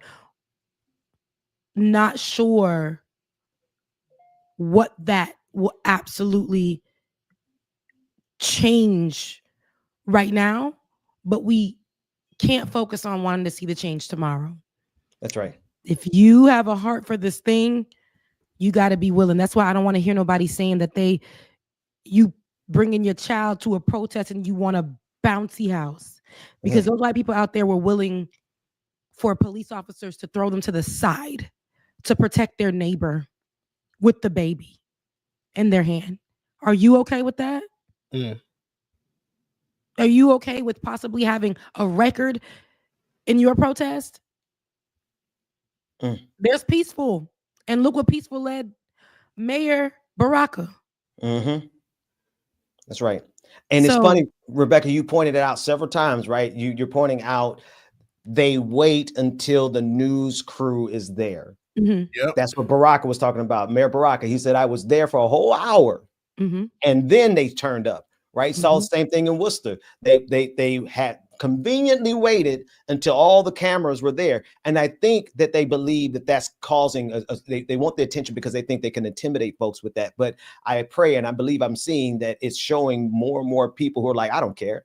Come get me next. Right. And I think that's the attitude. Make them come get all of us if they're going to take in, because otherwise, folks, what happens after this is one by one, we just start disappearing quietly and silently. No, make them have to do it all at one time. Let's just, if it's going to happen, let's get it out the way. Let's do it by lunch, by not lunch. I wish. Ben, you hungry, Ben? No. I was gonna say, let's do it by the end of the summer. Let's do it by Christmas before the end. Let's get this out of the way so that we don't just go down silently and quietly. Make them pay the highest price that they can possibly pay, but they won't do that. They get away with murder if we are all scared and intimidated. Absolutely. Producer David wants to play a clip. What clip is it? Is somebody white? Let us know before we do it. Let us know before we do it. I synced it. I love it. Run it. Okay. This is a spouse of someone detained. You saying? Oh man. Yeah. Okay. So here's a spouse of somebody who has been detained. Let's take a listen. 2 days ago, ICE came onto my property. They did not have a warrant. They did not show any ID. They tackled my husband, assaulted him.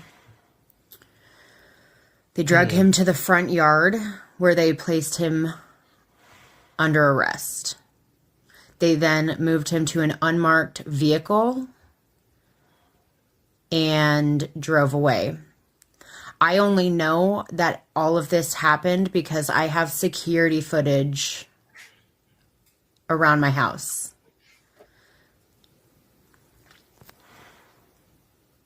There are people around this community and around this country who do not have this luxury. There are people who are going missing and we don't know where they are. Yep. I don't know where my husband is right now. I haven't heard from him in 2 days. That's crazy. That is so crazy. And that story is not a one-off. It's not. I was saying, imagine my father in that time in the 90s had to go with information by paper. And thank God at that time he was working with HRS. That's what they called it that back then. I don't know what they call it today. But he was working with them and was working with Haitians who gave him information on where my mother was being held. And today we're hearing more and more stories of this. Here's this woman who doesn't know where her husband is. It's been 2 days. And again, there are people who voted for Donald Trump who have the same story as this woman. And I don't know who she voted for, so I don't want to say that that's what she did. But there are other people who are online saying, I voted for you. And you took my grandmother. And you took my daughter's father. You took my wife. I voted for you. And you separated my family. And I know people right now who are afraid to post anything online because it makes you a target. Yeah. So they're essentially going missing in the virtual world or acting like this issue is not an issue for them, although they've received paper in the mail. Or the pricing for them having to stay here, people aren't talking about that either, has gone up. They're interviewing couples separately, asking them particular types of questions, like what did that person eat yesterday? What did this person eat yesterday? I saw a video of a couple who's married who went because they have to be interviewed, and so they went because I think one is from somewhere else, another country, and they were interviewed. And the questions that were being asked Or do you know where he was, what this person was eating yesterday? And then they separated the person and said, do you know where this person was yesterday? And then they're like, no, I don't know. Well, do you know, why wouldn't you know what somebody was eating at 5 p.m. yesterday? Because this person said this, that they were doing this at 5 p.m. yesterday. And it's like, I didn't know what that person was doing at 5 p.m. yesterday. And they were like, oh, that's suspicious. So are you married for papers? Or are you married? And they're trying every which way to make these people out to be criminals, gang members, their children to be unruly, children who do not listen to authority. All of this is what we're seeing. And once they can plant that, stain you with that, then the right can begin. When these things come out and look crazy, they can say, but just last month, that little girl spit at officers, attacked the officers, put her sister in danger. I mean, they sit here and they spew all these things out. And no matter what happens, I seen a young woman who was on Fox News, I want to say, or one of the channels, and she was about to speak against Kamala Harris for whatever issue. She ended up fainting right there on the spot because God doesn't like that. Hello? Yeah.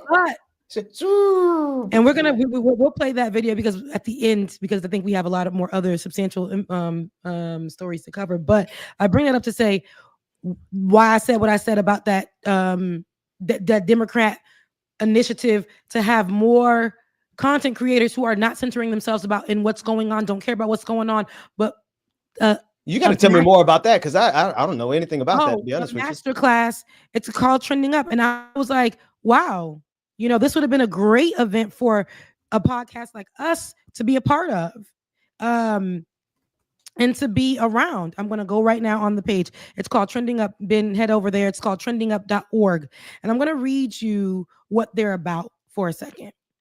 We empower creators to leverage their platforms for social good. Like there's not platforms and creators who are doing that now. Giving them tools and knowledge to drive meaningful impact on the issues they care about. Yet most of the people that were there did not care about those issues, couldn't even intellectualize it, analyze it, tell you how it affects them or their household. Our community connects creators across all genres with educational and advocacy organizations to collaborate, strategize, and amplify the issues that we care about. By building relationships and providing hands-on resources, we're bringing new voices into the issue, education, and advocacy space. The voices are here, though. We're already, we're here. Our creator, and then they have a creator innovation fund. We might need to apply for that. They have a creator innovation fund that connects creators who have innovative ideas with seed funding, mentorship, and resources. I don't think you can mentor people who do not care about an issue that already is. Some of those people were already people who said, I ain't voting. I'm holding my vote. I don't care really what's going on because it's not affecting my household. And they were at that event. Well, I'm gonna keep it 100 with y'all. That they could have invited us. Y'all could. I wasn't gonna go. COVID. I'm just saying. COVID's still COVID, and I'm looking at these events. I'm like, y'all in each other's faces, just spitting in each other's faces. It's not even about being in the room. It's about what it's standing for. Right now, we don't need Democrats to become catering to these people who are just because you want their fame to push something they don't care about. We need right now, remember this particular time, it's very important about how we're going to do this work. You can't have somebody that you're having to mentor about why this is an issue be the face of the issue. What the Republicans are doing already, what works for them because they're working with natural racist people. People who don't give a damn about what's happened to the next person because money is being pushed in their face. And here we are over on this. What y'all kikiing about? It wasn't me. I'm laughing at YouTube. I've been trying to post this comment, child, for the longest. It is not posting. YouTube don't love me. And let me post a piece of it. But when I'm trying to drop our cash apps and stuff, it just like will not send it. Girl, look, girl, Girl, you're right, girl. They ain't like, trying to. damn. But you know what, Rebecca, back to that, but to your point, if I could, what is happening right now is really, there's two things happening, right? The Democrats are wasting all kinds of energy and time with nothingness at this point, right? They're not organized, responding to any of this. They're more busy fighting between the old vanguard and David Hogg and what he's trying to do there. That's where all of their energy is. Meanwhile, we see this country being dismantled piece by piece by piece by piece. They are not equal to the task right now. They're not. And people who, if we're looking to the Democratic Party for leadership in this moment, yeah, that's a no. That's going to be a no for me. But then to those creators, like there's a whole subset of creators who, for them, this is nothing more than a business model, right? Oh, For them, absolutely. it's nothing more than a way for them to get some money and to get a little bit of fame and to establish themselves. And we see this through and through. But what's scary about it is that as you begin to unravel the layers of these different content creators, like Destiny, for example, somebody said in the comment section that he was there. Who's Destiny? Destiny is a streamer who is, it kind of reminds me of like a Woodrow Wilson type of liberal, the kind of liberal who likes democracy, the kind of liberal who likes, internationalism and institutions, whatnot, but also supports the KKK. That was Woodrow Wilson, right? The kind of racist that kind of just use the black out of me. Yeah. So there's this whole thread of liberals who still don't get the point. The point is, the reason why Donald Trump is in power right now is because of the white supremacy that is driving MAGA, the number one fuel. And it doesn't, and see, we say white supremacy, a lot of times people be like, oh, you're just talking about black and white. No, I'm talking about everybody who doesn't fit into the Western Christian straight. They have that, all of that is in the same category, but what's driving it at the core is anti-blackness. And you got a lot of these Democratic, a lot of these so-called liberal and some even progressive content creators who play on to this, like Destiny. Yesterday, he came on Twitter talking about something like he, not worried about his white guilt, et cetera, et cetera, et cetera, right? So it just shows you that there is as much of a problem in Democratic spaces, one, because they're wasting our time. Democrats should have been lined up fighting against all of these judges who are getting arrested, all of these people who are being called to be impeached, and we don't have a cohesive movement from the Democratic Party to like confront this head on. And you have individuals, right? You have some individuals. You got, AOC. You have Jasmine Crockett. You have Raz Baraka. You have all these individuals who are willing to put themselves on the line. But where's the Democratic Party as an institution? They're too busy trying to maintain power to actually do something for the country. Absolutely, Ben. I 100% agree with you. Do you understand that right now is a very pivotal time to not have people like Destiny in those spaces? Because what's going to happen is what we've seen the last 4 years in the White House. People just doing hip thrusts to such and such. Yes. I don't want to see people dancing to They Not Like Us right now. Love, and we see ever since we did criticize our good sis Jasmine Crockett, we ain't seen her do a little hip thrust since. She been on the floor in the pulpit. She been choir practice. She not playing no game. She said, you know what? You right. And she's back out there, but she never left. But she's like, this will no longer be a part of what we need to do right now, because every minute, every moment, it counts. Every opportunity right now. Who can we align ourselves with that know how to push this out there in a way that they already been doing, but we can elevate them, because that will be able to combat what the right is doing. The right is putting down so much money for people who already have hate in their hearts. No experience, but it works for them. The Democrats cannot afford to do something like that, taking people who do not have a heart for the issue, because they will grift just like Candace Owens before you can blink your eye.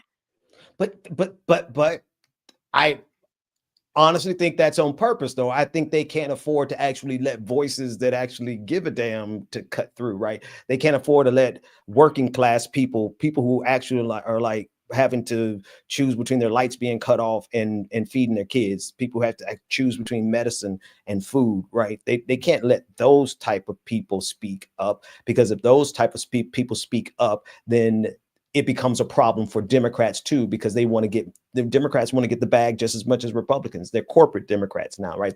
They are not the voice of the people. They haven't been the voice of the people for probably any of our lifetimes, right? We've just been saddled with two parties that are not the same. I'm not saying that they are the same. If I would I have voted for Joe Biden over Donald Trump? Absolutely. I'm glad I didn't have to. I'm glad I was able to vote for Kamala Harris, right? But it is a corporate party that is more interested in maintaining their own power, and they cannot afford to let people from the working class speak up. They definitely cannot afford to let actual Black voices, like they'll have their handful of Black folks that they'll let speak up, but they're not going to let Black people who actually getting it from the bottom, Black working class people who are actually fighting for their lives out here, they will never let any of us have the space and the platform necessary, because what we have to say is a direct challenge to their power. And they can't wait to, let me tell you something. I say this because in places like where you can't have TikTok people going into spaces where they're not going to intellectualize, but also hand you your behind for trying to say the N-word. We have Marc Lamont Hills in this world. Oh yeah. And I actually wanted to play that before we get to one of the most important conversations that we're going to have about police and law enforcement here and how they get away with murder. Literally. But yes, before David, before the one that he went on the Joe Budden podcast, Marc Lamont Hill has been our superstar on this show, right? You need to come on, Marc. But he's been the superstar on this show because he's been fighting for his life in these spaces. For real. He has been fighting for his life in these spaces. And in this recent one, he was on Piers Morgan with a known racist content creator turned analyst for the right, who likes to say the N-word, who says that it should be free speech, right? That she should be able to say these things and all of that, all of those types of stupid things that white folks say to make it sound like I should be able to say that. Like, that's free speech. Oh, on Piers. So Piers Morgan challenged her. And Marc said, stop like that. Stop like that. Okay. Let's take a listen, please. How did he say? That man did not say it like that. No, that's how my mama would say it though. Stop like that. Let's take a listen. Because they wasn't no laughing matter. I almost right. Because Marc been having it out with his own people. Now he on the show. And again, let's talk about it. You'll see content creators who were lifted up high to the sky, seated at the right hand of white Jesus, literally on this panel that Marc is having to fight for. And one of those people are Black as well. Let's take a listen, because I said it 3 times. Blackish. That Negro ain't Black. I'm rude. Okay, anyway, play. We'll discuss it afterwards. Christian, I believe everyone's created in God's image. So I don't see anyone as less human, but that doesn't mean I'm not allowed to have a preference and say, I don't like what happens to be coming out of this community or that community. How is that not just a preference? Made Black people sound lesser humans. You don't want to live around them. Is this the clip with him? Yeah. If I have to cross that here, that's mind-boggling. are very real, by the way. Is that my fault or is that their fault for having bad behavior? That's mind-boggling to me for multiple reasons. I mean, we're talking about bad behavior. You know, we've never lynched you, we've never enslaved you, we've never done any of the deep-seated structural forms of injustice to white people that white people have done to Black people, and yet to claim some kind of moral superiority in the midst of, and again, in the context of a conversation where a white woman is calling a 5-year-old autistic child the N-word, and we're talking about Black people's bad behavior. This is absurd. And the idea of fighting fire with fire, again, is a dishonest argument. Just to take us back to the point here, the people who are supporting Carmelo Anthony's campaign believe that he was wrongfully charged, and they're trying to get him legal defense. The people who are defending this woman are saying, yes, we know you called the 5-year-old autistic Black child the N-word, and we want more of it. We approve of it. We support it. These are not the same thing. And it's bonkers to me that we couldn't all stand and say, hey, it is wrong to call a 5-year-old autistic Black child the N-word. Okay, so then it escalated after that. We need escalation, baby. Yeah. Bring on Yeah, the that part was escalation, 'cause I good. That want part you was to important, see. though. Yeah. You got the escalation, David?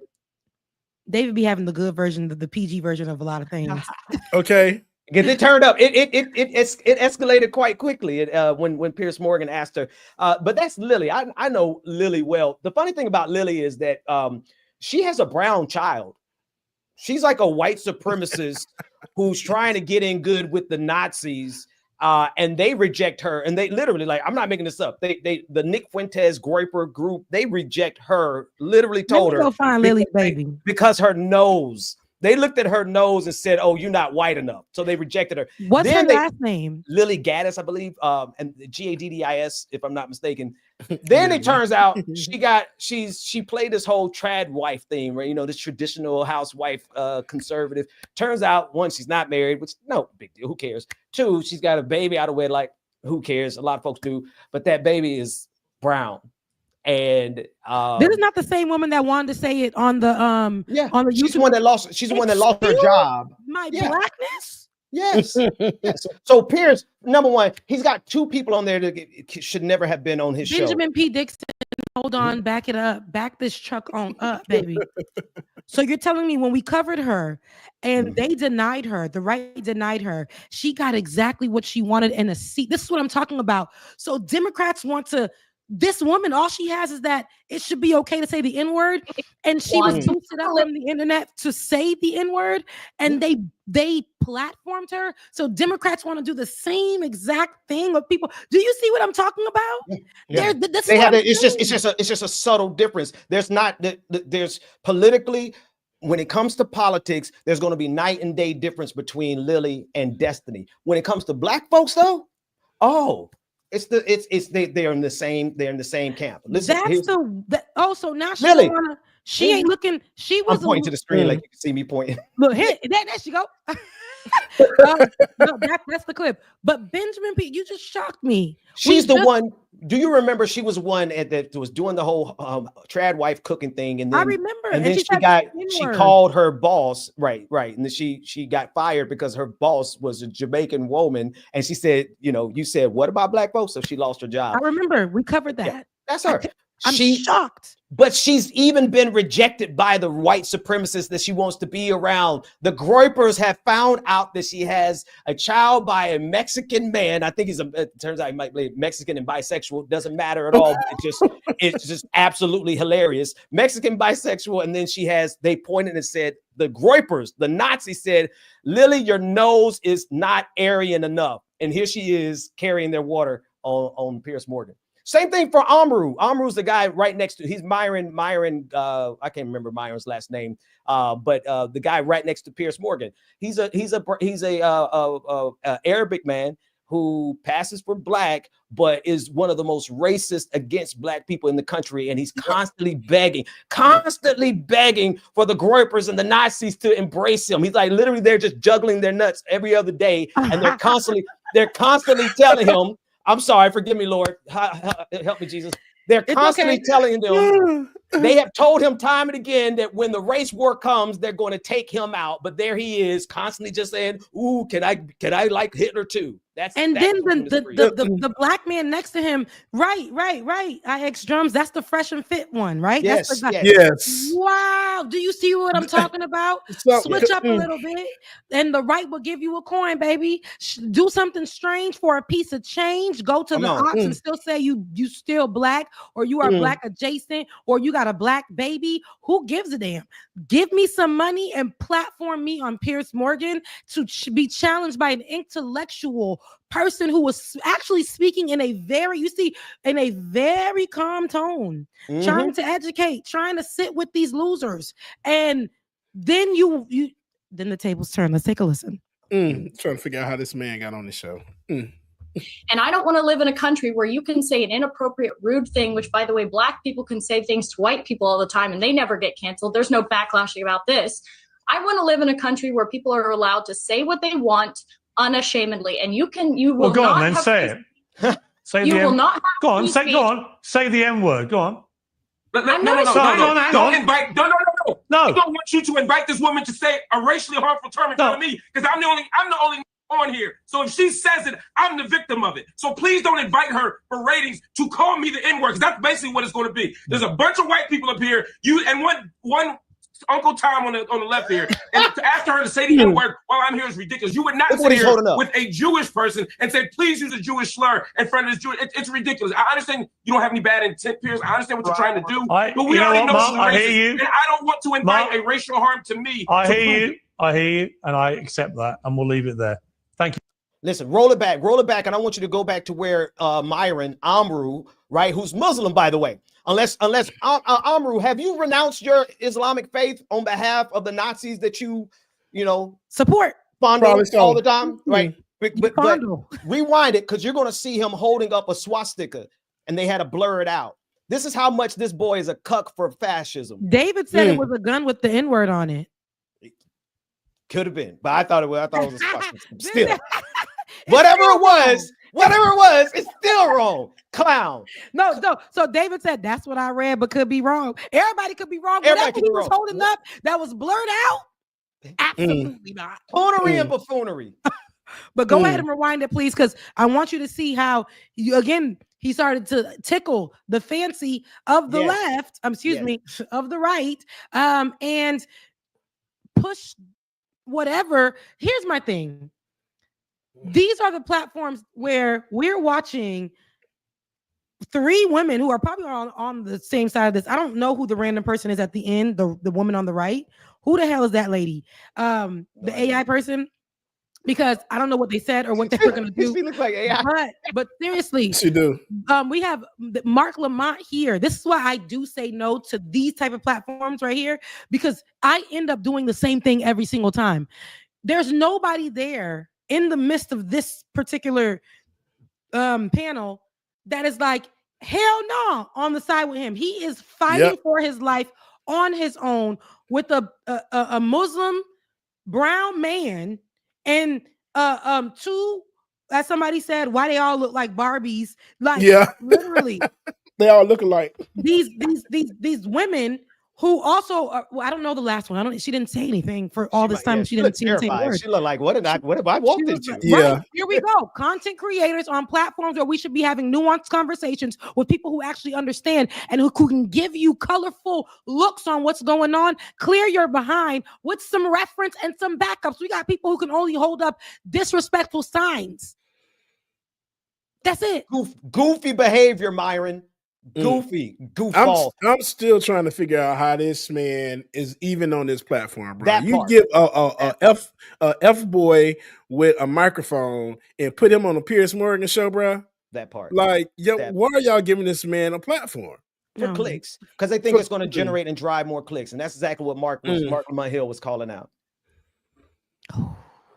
Let's take a listen to it. And I don't want to live in a country where you can say an inappropriate, rude thing, which, by the way, Black people can say things to white people all the time and they never get canceled. There's no backlashing about this. I want to live in a country where people are allowed to say what they want unashamedly. And you will go not on, then have say it. I love that. You will not have go on, say the M word. Go on. No. Don't invite.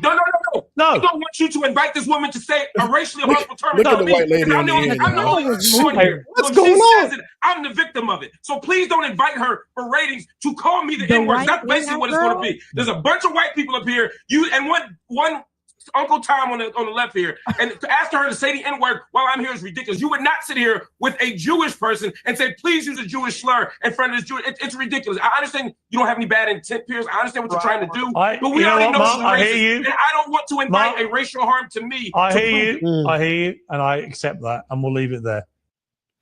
The white lady at the end was like, what have I walked into? Deer in headlights. I feel like Marc almost said something he was going to get in trouble for when he was about to call Fresh and Fit. I'm going to write it in the chat, but he was so mad. A B-A-N. No.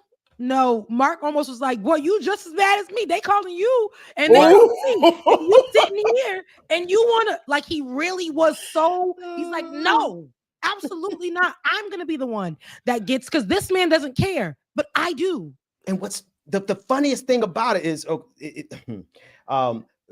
just a historical correction. I know Marc Lamont Hill knows this. I ain't correcting him. I just want to say for the audience, it wasn't the Uncle Tom, it was Sambo. Sambo was the one that betrayed the people, but not Uncle Tom, but we got that wrong. Anyway, what's hilarious to me about this is, again, and I know I said it, but I just got to say it again. The two biggest Nazis on that screen right now, Lily on the right of Marc Lamont Hill and Myron on the left of Marc Lamont Hill, are people who have been mocked, humiliated, insulted, and dismissed by the very Nazis they want to be a part of. Like that's the greatest loser behavior I've seen in my lifetime. They are in Twitter spaces all the time, clowning Myron to his face, and he's steady there like, oh, please accept me. No, you. Yep. It's so hard to do this now that I'm a pastor. Because you want to be that. You want to be exactly what white people think about you. And for you to agree with what's her name, Glinda? I don't know, but the girl that Lily. Linda, whatever. For her to be Galinda. Well, black people get to say whatever to white people all the time. When? Girl, when? I want to know. Structurally. When have I ever been able to literally say Cracker Jack? Because I don't say the second word. So when have I ever been able to say that to someone unless they offend me? Yeah. When? Because it's plenty of words that we have been called through the years. It was just somebody in the chat, shout out to Tiger, that removed they butts, that asked, why do black people get so offended by a word? And you know what? It's not that we get offended by the word. It's that you should just expect a reaction. I mean, it's just cause and effect. You want to have the space to say what you want to say. Fine, just suffer the repercussions. You don't know, like that's like me going up and calling, just randomly calling, just go randomly call a woman a B word or C word, whatever else. You have no idea how that woman is going to react. Right. So don't get surprised when you get a reaction that you asked for. You wanted that reaction and you got it. And we know there's tone. We know there's tone. We know when a white person says that. I told you my neighbor swears up and down that he was, born Haitian. And one day he kept saying it on the internet. Then he was in a group of people with my brothers and them. My brothers did not defend him.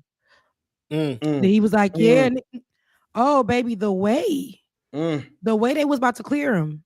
And my brothers, they already told him, hey, you need to stop. And he still did it. They were about to rip this white baby a new one. A new one. I wouldn't be in the middle of white folks. White folks think saying white folks is offensive. Right. Hey, listen. They actually do, because I'm like I say black folks all the time. Like when I talk to my folks, I say, hey, what up, black folk? What up, black folk? Right? Whatever. Because we know. So I was going to get to that. Tone. We know, Ben, you said that if you call the B word to a woman, tone, right? In places where your man be like, yeah, I'm about to go to my B house, it's all right. But when you look at a woman and you like, B word, tone, right? When a white person, so every white person here, including Piers Morgan, so there is no way, shape, or form that out of your white mouth, even my neighbor who was white, there is no way, shape, or form. This is the same person that made a black joke. I know what nigga means to you. I don't care if you drop the ER, don't make it as hard. You try to lighten it up at the end. You said it was just in a song. You do all that. I know what it means to you in your household. I know how it was exposed to you before you heard it in that song. My mom and dad never said cracker to me. They never said that. Ever. Not one time in my entire life have I even heard my parents cuss, to be honest. Right. But that's different. But I never heard them say, we literally say white people. Crack, none of that. Ever. We literally say white people in every single language, in every single way. And it's offensive to white people. So there's nothing that you can tell me.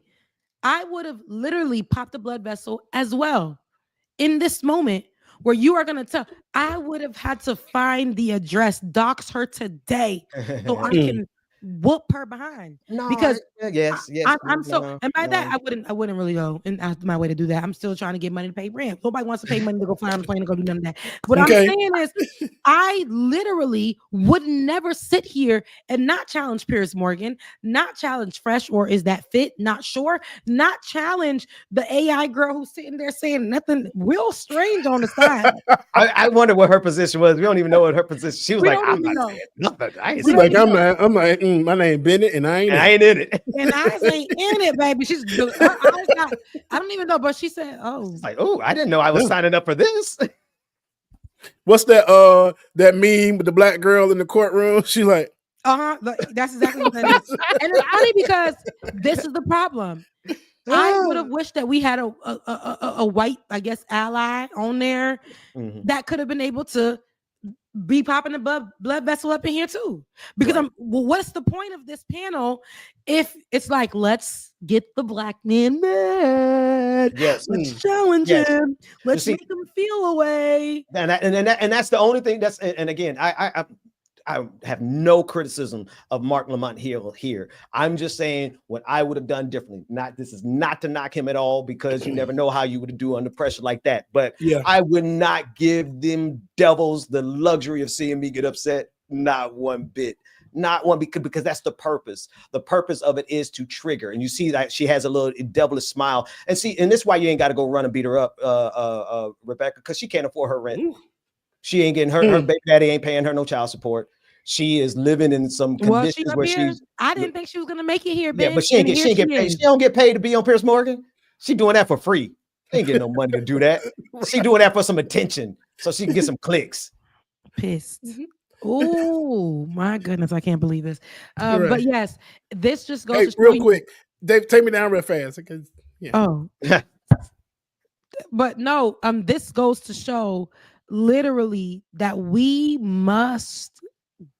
they're not inviting us to these things or these places to have these conversations or to begin to build our communities large enough to combat the right and what they're doing. What's happening here is they're building up the right more just for clicks. That's right. We don't need clickable moments. I don't want to see no more of my black brothers and my black sisters arguing on these type of platforms. I'd rather see us arguing around our own table. I love when I get on Olay and Friends and we disagree about something, but everybody has a nuanced point in conversation. I don't care. You will never see her bringing on a fascist or somebody who is literally against immigration. We may have a difference of opinion on that platform, but you never gonna see it ride out to the point where I'm about to lose my mind. And that's again, thank you for saying that, because here again is the point. You have to understand, and not you, I know you understand, but folks, you have to understand that the intention of these people is to be cruel.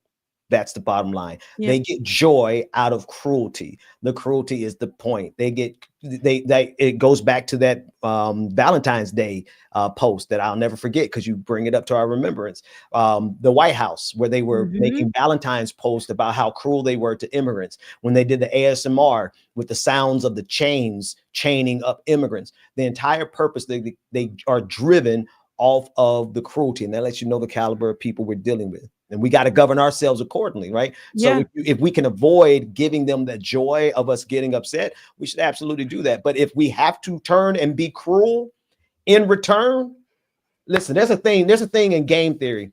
Somebody asked if I dropped my AI stuff. I'm dropping, I'm releasing. Yeah, they did ask. But there's this thing in game theory that is so brilliant and so moral and so righteous. It's even, I believe it's ordained by God. It's a game theory model called tit for tat with an option of forgiveness.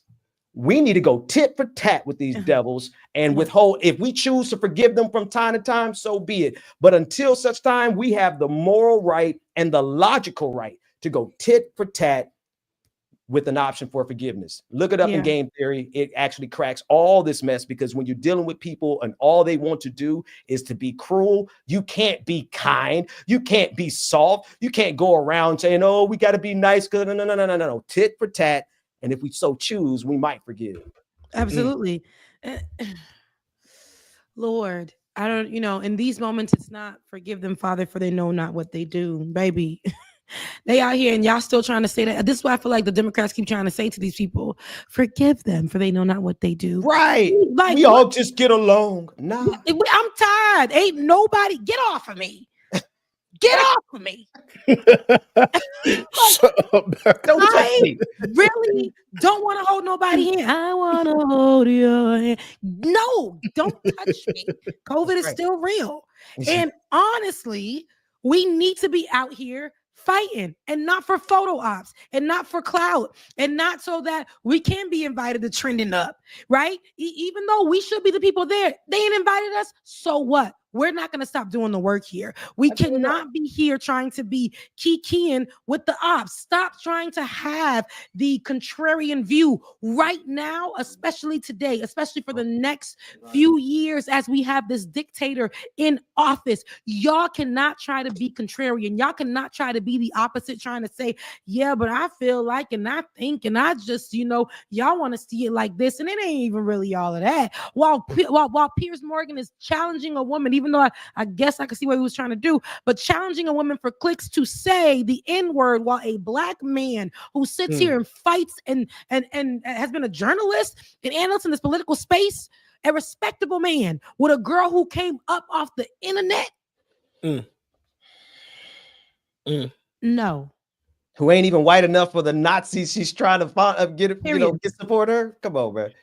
That's all I got to remind her of. She hates me so much. I'm like, Lily, did your Mexican baby daddy pay his child support this month? He don't want to do her. He don't want to do her. Nothing. But anywho, so we got to do better with that. We have to do better with that. We definitely cannot get out of here without covering, Ben, you can go ahead and take the lead on this one, but without covering how the police are still taking wins after making sure that black families suffer from losses. So this week, Tyree Nichols, the black man who was killed by 5. Watch this. Here's progress in America, y'all. 5 black officers. Y'all remember the video, and David, I don't know if you can pull up any footage of it. But 5 black officers were caught on video beating Tyree Nichols literally to death. Think about how clear the video was for Rodney King. That's how obvious this was. And this week they got off. They got off with murdering this man. And it's, most people are still shocked by it, because it's like you literally can see this man is on the ground. Not resisting, just really struggling to survive. They were macing him. They were stomping him. I mean, they were curb stomping him, and they found him, found all of them, I believe, not guilty. And I guess that's progress in America, right? When it's no longer just white cops who can get away with killing black people, black cops can trigger warning for what's being shown on the screen. So here it is, and you can see, and then they even have the body cam footage. They have the body cam footage where it's so much closer, and you can literally see. Look at them. I mean, they're really just brutalizing that man to death, and they got off. This in the backdrop of President Trump using, I think he secured nearly $500 million worth of free legal help, and he is using that and giving that legal aid, that $500 million in commitment to legal support. He's giving it to police officers who he say are wrongfully accused. And he's talking about giving them full immunity, not just qualified immunity, but full immunity. So in the backdrop of all of this, we have yet another example of what happens when police kill people. And then I'm going to say this last thing to our white family, white folk. Y'all, what started and is perfected in the black community will always spill over into the white community.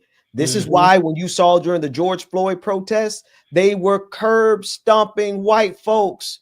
They fractured skulls of so many white protesters. This is why you think about one of the most egregious police shootings that I have ever seen on tape, on camera. Daniel Shaver. I will never forget that white man's name. On the ground in a hotel, begging for his life while the sadistic police officer was playing a sick game of Simon Says move, Simon Says stand up, like, and then he shot and killed that man in person. And so we cannot afford, or I think we're too far gone now. It's not even we're here now. We're here at the point where not only they can get away with killing black folks as a matter of routine, but now we see what that spirit is doing. It's moving and impacting everybody, especially if you don't agree with MAGA. They're coming for all of us. Yeah. Absolutely. You know, and I know there are 3 black officers, right? People want to point that out, but we have to understand that. That's where we said at the beginning. Yeah. That the system, like you said, Ben, the system that the police work in is all built in white supremacy and whiteness. So they function in that and they move in that authoritative way and figure, like when they see us and then they come, that's how they're going to treat us. Like, you are not like us, you are not us, and you must respect us. And it's crazy because, you know, this system, it shows us that, of course, it is built to protect itself, even if we have video evidence. Back in the day when we saw with Rodney King was one of the first times we've ever seen something on video captured. I was speaking with Olay, and I remember she was saying about one of the murders that happened while we were still mourning Breonna Taylor and protesting about that and mourning George Floyd. And you know, here Ahmaud Arbery, like all these things that were happening, trying to get some care for what was going on with COVID. There was another thing that happened during that time where a police officer murdered somebody. I think it was on live, stepped over their body and said that's going to be a closed casket. Can't remember the young man's name, but I think about this because there's no care, even though the motto is to serve and protect. There's no care. There's no serving. There's no protecting for the community. It's to immediately act like gangsters and mobsters. And as Donald Trump has already been giving them more money, he's been funding them. Making sure that the time that they're trained is really not that long. Making sure that how they're trained is all dressed up as actual training, but they all have some racist aspects to it. How they view people, right? Particular communities, all of that is embedded into it. And making sure that officers feel like they are in an alliance, that even the black ones feel like they're in an alliance. Make sure that these 3 black officers, even though if they were white, this probably would have never gone as far as it did, but make sure that these 3 black officers get off, because we must protect our own. Yeah. Now, I'm sorry, Beck. I'm sorry. I thought you finished. Go ahead. No, I'm done because I could go on days. These were the state charges, correct? So they're still charged federally. I saw that David posted that, and I saw that as well too. So does this mean that they're still going to be serving time federally? We still have to wait for those. Hang on. Okay, it says the 3 men still face the possibility of years in prison after being convicted on federal charges last year. They have avoided the harshest charges leveled against them. Right. So it's again, this is this. Yes. That's the black because they black. Watch this transition that we're in right now, right? So yes, they were convicted federally. They just got off on the state level, which we can't overlook that the fact that they got convicted on the federal level is something, but on the state level, that's where it would have been the most impactful. But then number 2, right? We only 2 steps away from Donald Trump saying, "Hey, dismiss, pardon them." Yeah. Yep. Mm-hmm. You know what I mean? Like there was a time where we could appeal for justice at the federal level when we were denied it on the state level. But now we're seeing we're not only denied on the state level, but they're completely and totally restructuring the federal level. So we can't appeal to the federal system anymore for justice because it's been completely rewritten. This is true. And then for the federal level too, they like you were saying, Ben, the way that it's been restructured, we don't know what's going to happen. It's already set up for them to get out of there. I think that the sentencing for that level, the federal level, is going to be on June 16th, 2025. So we can see more on that day. But just to know that a jury recognized and said, yeah, those ain't murderers. That's the part, which is crazy. They looked at the video That's the part that gets me. They looked at the video and said, "Nah, they didn't do that." Yeah, that's insane. And I think if I want to remember, because I didn't watch that video on purpose, even playing it, I had to turn my head because I stopped watching these videos because what happened to us having to cover them, watch them, decode them, all kinds of things, listening on them all through our first stint at, like it or not, in the office at the news station. But here, I think that Tyree was calling out for his mother as well. Trying to think if that was Tyree. Either way, you might be right. Thinking about that, this is probably like the fourth person that I've heard this happen with. These men who are calling out for their mothers. So it takes me back, I know, but to the video I did on the pastor when he said that Black boys aren't being murdered, and specifically saying Black boys, not kids, but Black ones, aren't being murdered because they're Black, but because they're disobedient. And I just think about the parents, but always the mothers, even though the parents are all hurt, the mothers come to mind. These children who are always going to be children to their mothers. Some mothers have gone on to glory and they're calling out for their mom. Yeah. While police officers are murdering them.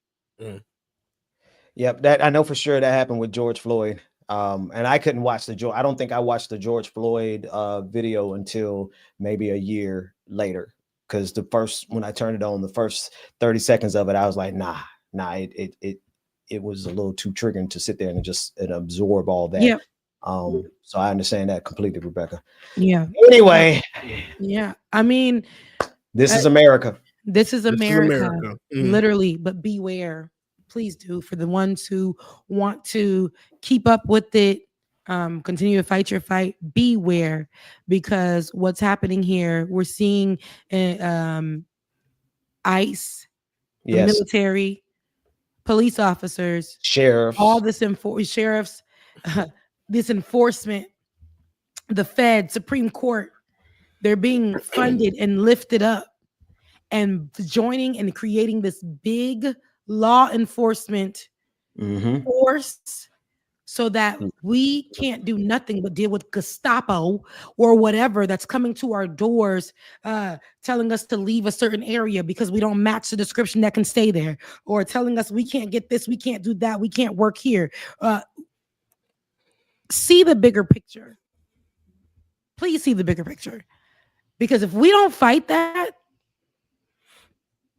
we're not going to have a chance for our children, the generations that we want to create, all of those to have actual lives for the things that we are doing for free.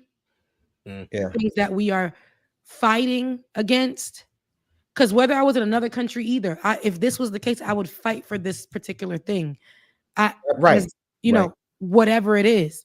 So understanding that right now is the time to not try to be a contrarian.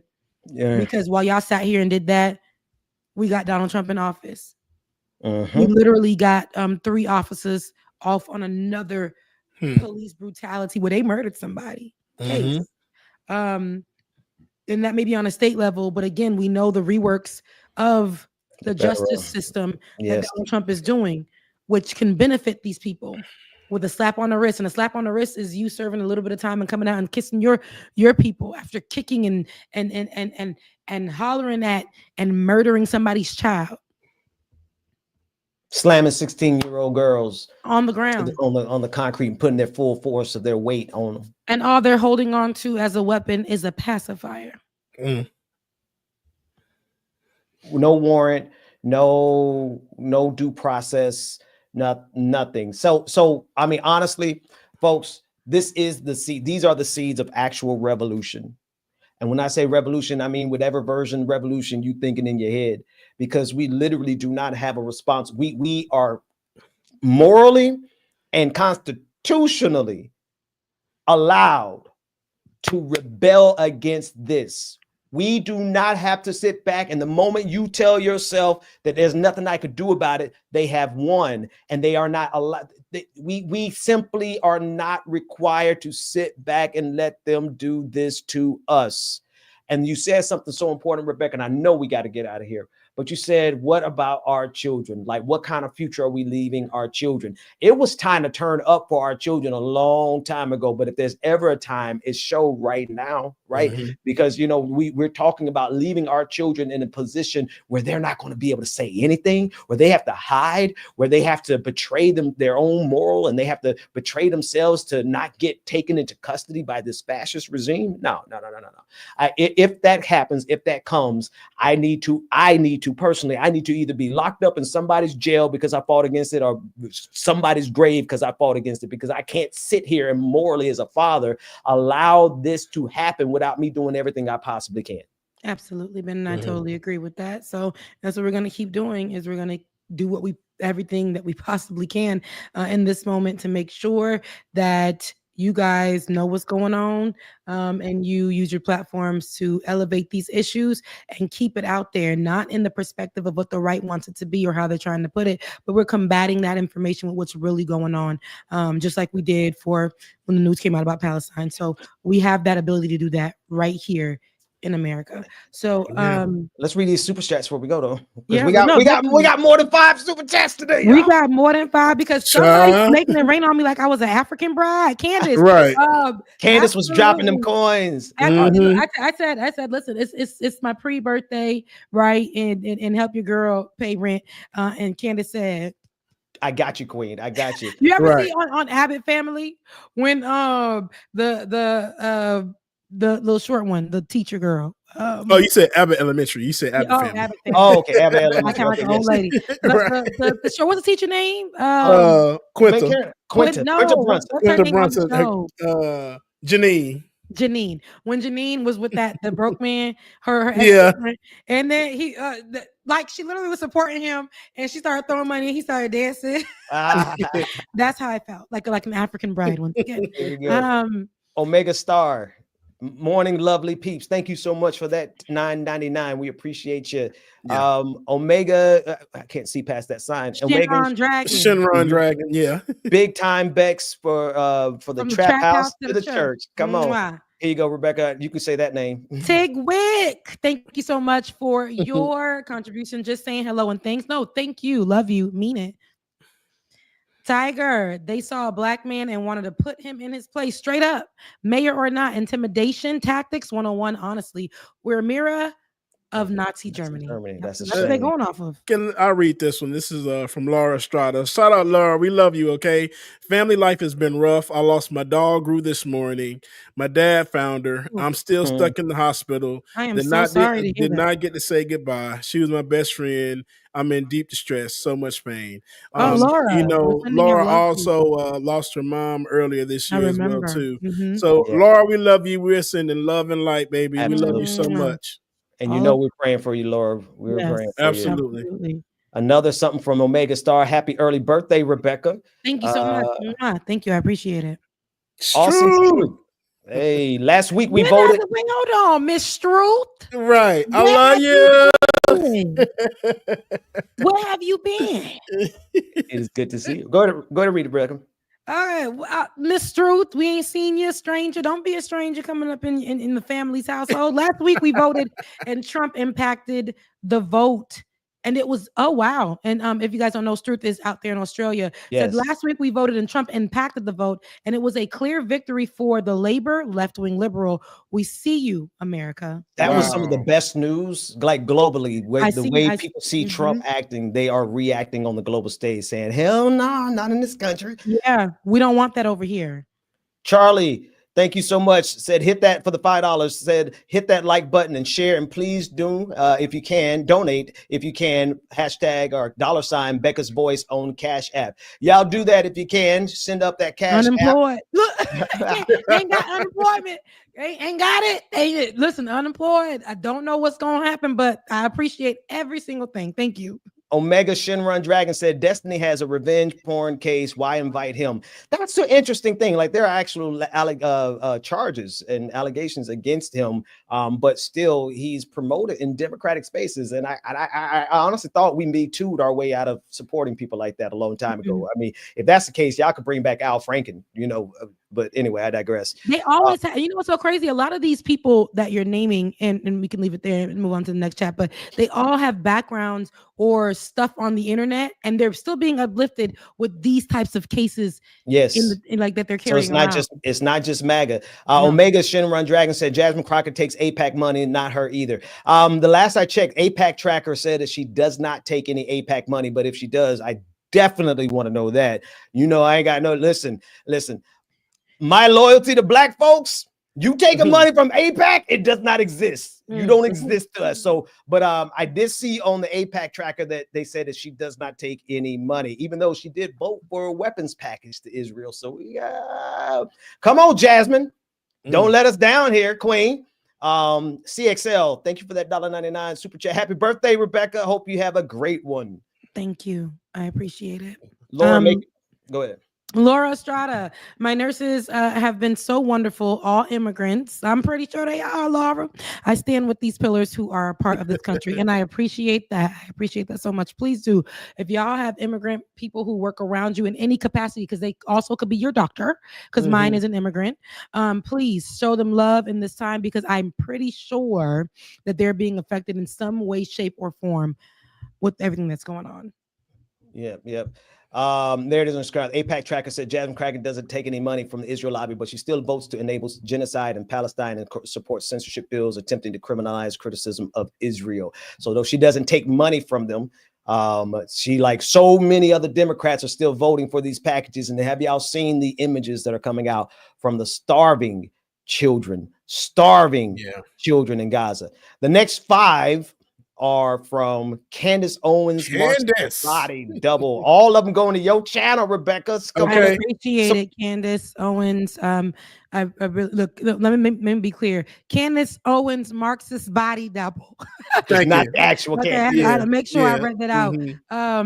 But pre-apocalypse birthday money, I appreciate it. I appreciate that. Why do white nationalists Barbies all look the same? Because they every single one of them, y'all, because they rooted in white evilness. That's why they all look the same. It's true. And it's because they're trying to fit a trope, right? They really are trying to. They will look. I mean, look, we have people on the progressive side who changed the color of their hair, dyed it blonde, so that they could blend in with the curled. I'm not gonna call any name, asparagus. Crazy. There's the next one. Go ahead, Becky. Watch me escalate these hands, because I was, it's true. Listen, not playing no games. If I called that woman a cream cheese Confederate, why are you playing? Not the triple C, not the CCC, not the CCC.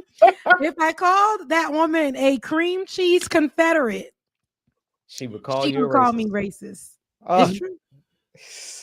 White women so bland. If they were a seasoning, it would be no purpose flour.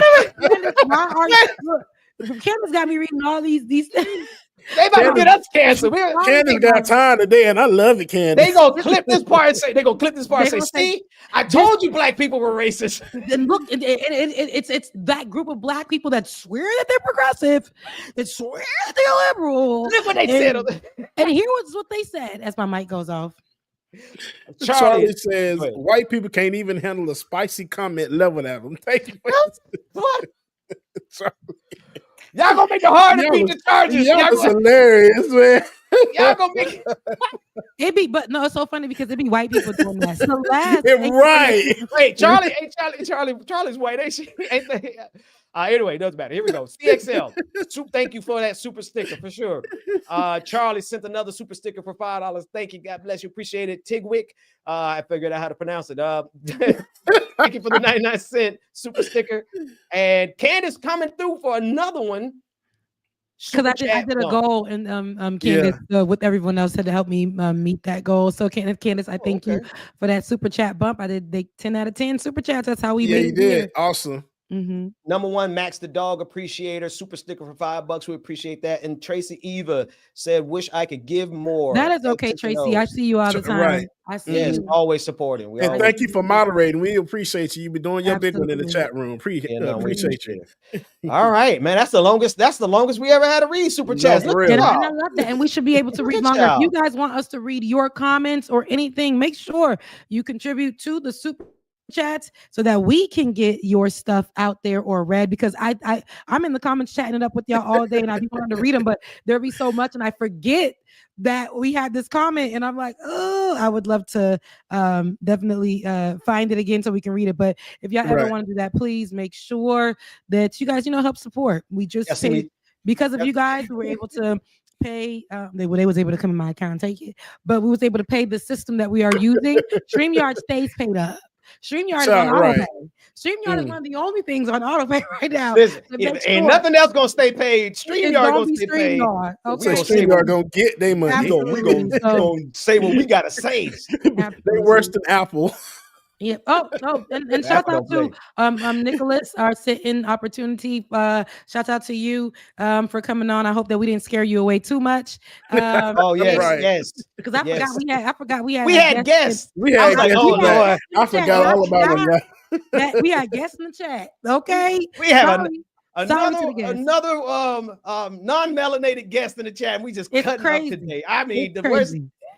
And real bad. I hope we didn't go ahead and forgot all about it. But either way, thank you guys so much. Once again, on next week, I have no plans. I will be here. So, Ben, I'm saying that for my birthday. My birthday's on Thursday, but I'll be here if you want to pop in. Bubba, you too. We chop it up on Wednesday. On Wednesday, we stream. Have us a little good time. And look like we kind of locking in 2 days a week. It's given 2 days a week because I'm unemployed. Cool with that. Yeah, and I needed these days because the DJing, I ain't gonna say it's slowing down, but I'm in that slow, smooth period because graduations and proms are over right now. So it's like, they're over. I feel like there's so many everywhere I go. They're over. Yeah, because when I tell you, I DJ 2 proms back to back 2 weeks, and my gosh, the kids are exhausting, but they were fun. Exhausting, but fun. Do you see what the kids are wearing? No, I sound like an old lady. Do you see what the kids are wearing? They're naked. They're naked.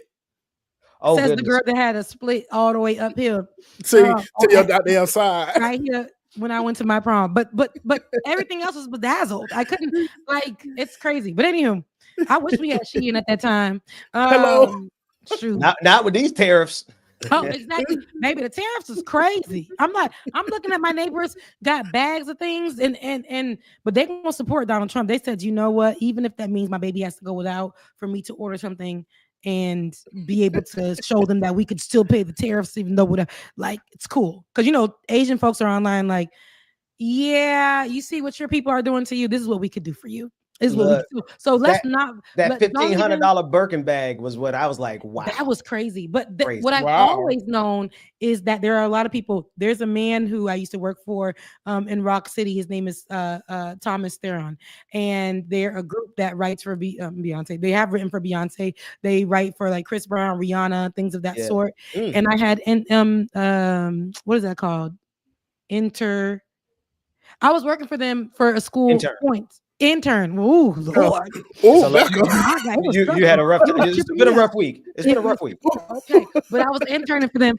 And they even told me, they like, as rich as we are, everything that we purchase, we know may not be real by name, but I get my stuff from the same people that create this. And I'm like, no, it's not possible. And they were like teaching me, like, no matter what, don't be that person who thinks that white lady over there has something that came from that place. They know the secret too. Yeah. They've been doing that for a long time. Yeah. So and here we are trying to match their steez, and we're putting ourselves out of a house and a home just to look like we got it. So so we thank you. Oh God, I thank you. All of the information is on the screen right now. Please, if you can, send some love over to our Cash Apps. I know, let me tell you, Bubbles first is Granny Draws. Yeah, she said don't send nothing else. She said it's overdrawn. So just Venmo, y'all. Just Venmo. It's gonna be Venmo DJ X3C. DJ X3C on Venmo. And Becca's Voice on Cash App. Benjamin P. Dixon said chill. So send it over to Becca's Voice on Cash App. Send your girl some birthday money. Help your girl pay rent. I love you guys so much. And I'll see you guys on, what is today? Saturday? On Wednesday. I ain't got nothing to do for my birthday, guys. Nothing. No, I ain't got nothing to do. And it's okay. I'm actually okay. I'm happy in the joy of my heart because I survived that earthquake. It's all right. Oh. I see you guys on Good night. I am an earthquake survivor. I am smiling from the little earthquake. 2.0 on a Richter scale. A little shake, but I survived. Like a little sneeze. Where is the transition out of the show? Oh, I'll be sitting on the screen. Love y'all. Mean it. Oh, we still up here. I'll hit it. I'ma do it. Stop when it comes to these type of discussions. Bye, guys. It's gonna be for us and by us here on this platform when the media is telling us to look the other way. Your support is what helps us move forward. Join patreon.com/like it or not. Help us grow. Like it or not, y'all. Y'all know what time it is. It's time for like it or not. We're back to us. Let's start this damn show. Yes, it's time for like it or not. We're back to us. Let's start this damn show. Like it or not. Rebecca Azor is in the house. You know she got a funny story to tell. Talking politics, culture, a real life ish. I live in life in the ATL. Benjamin.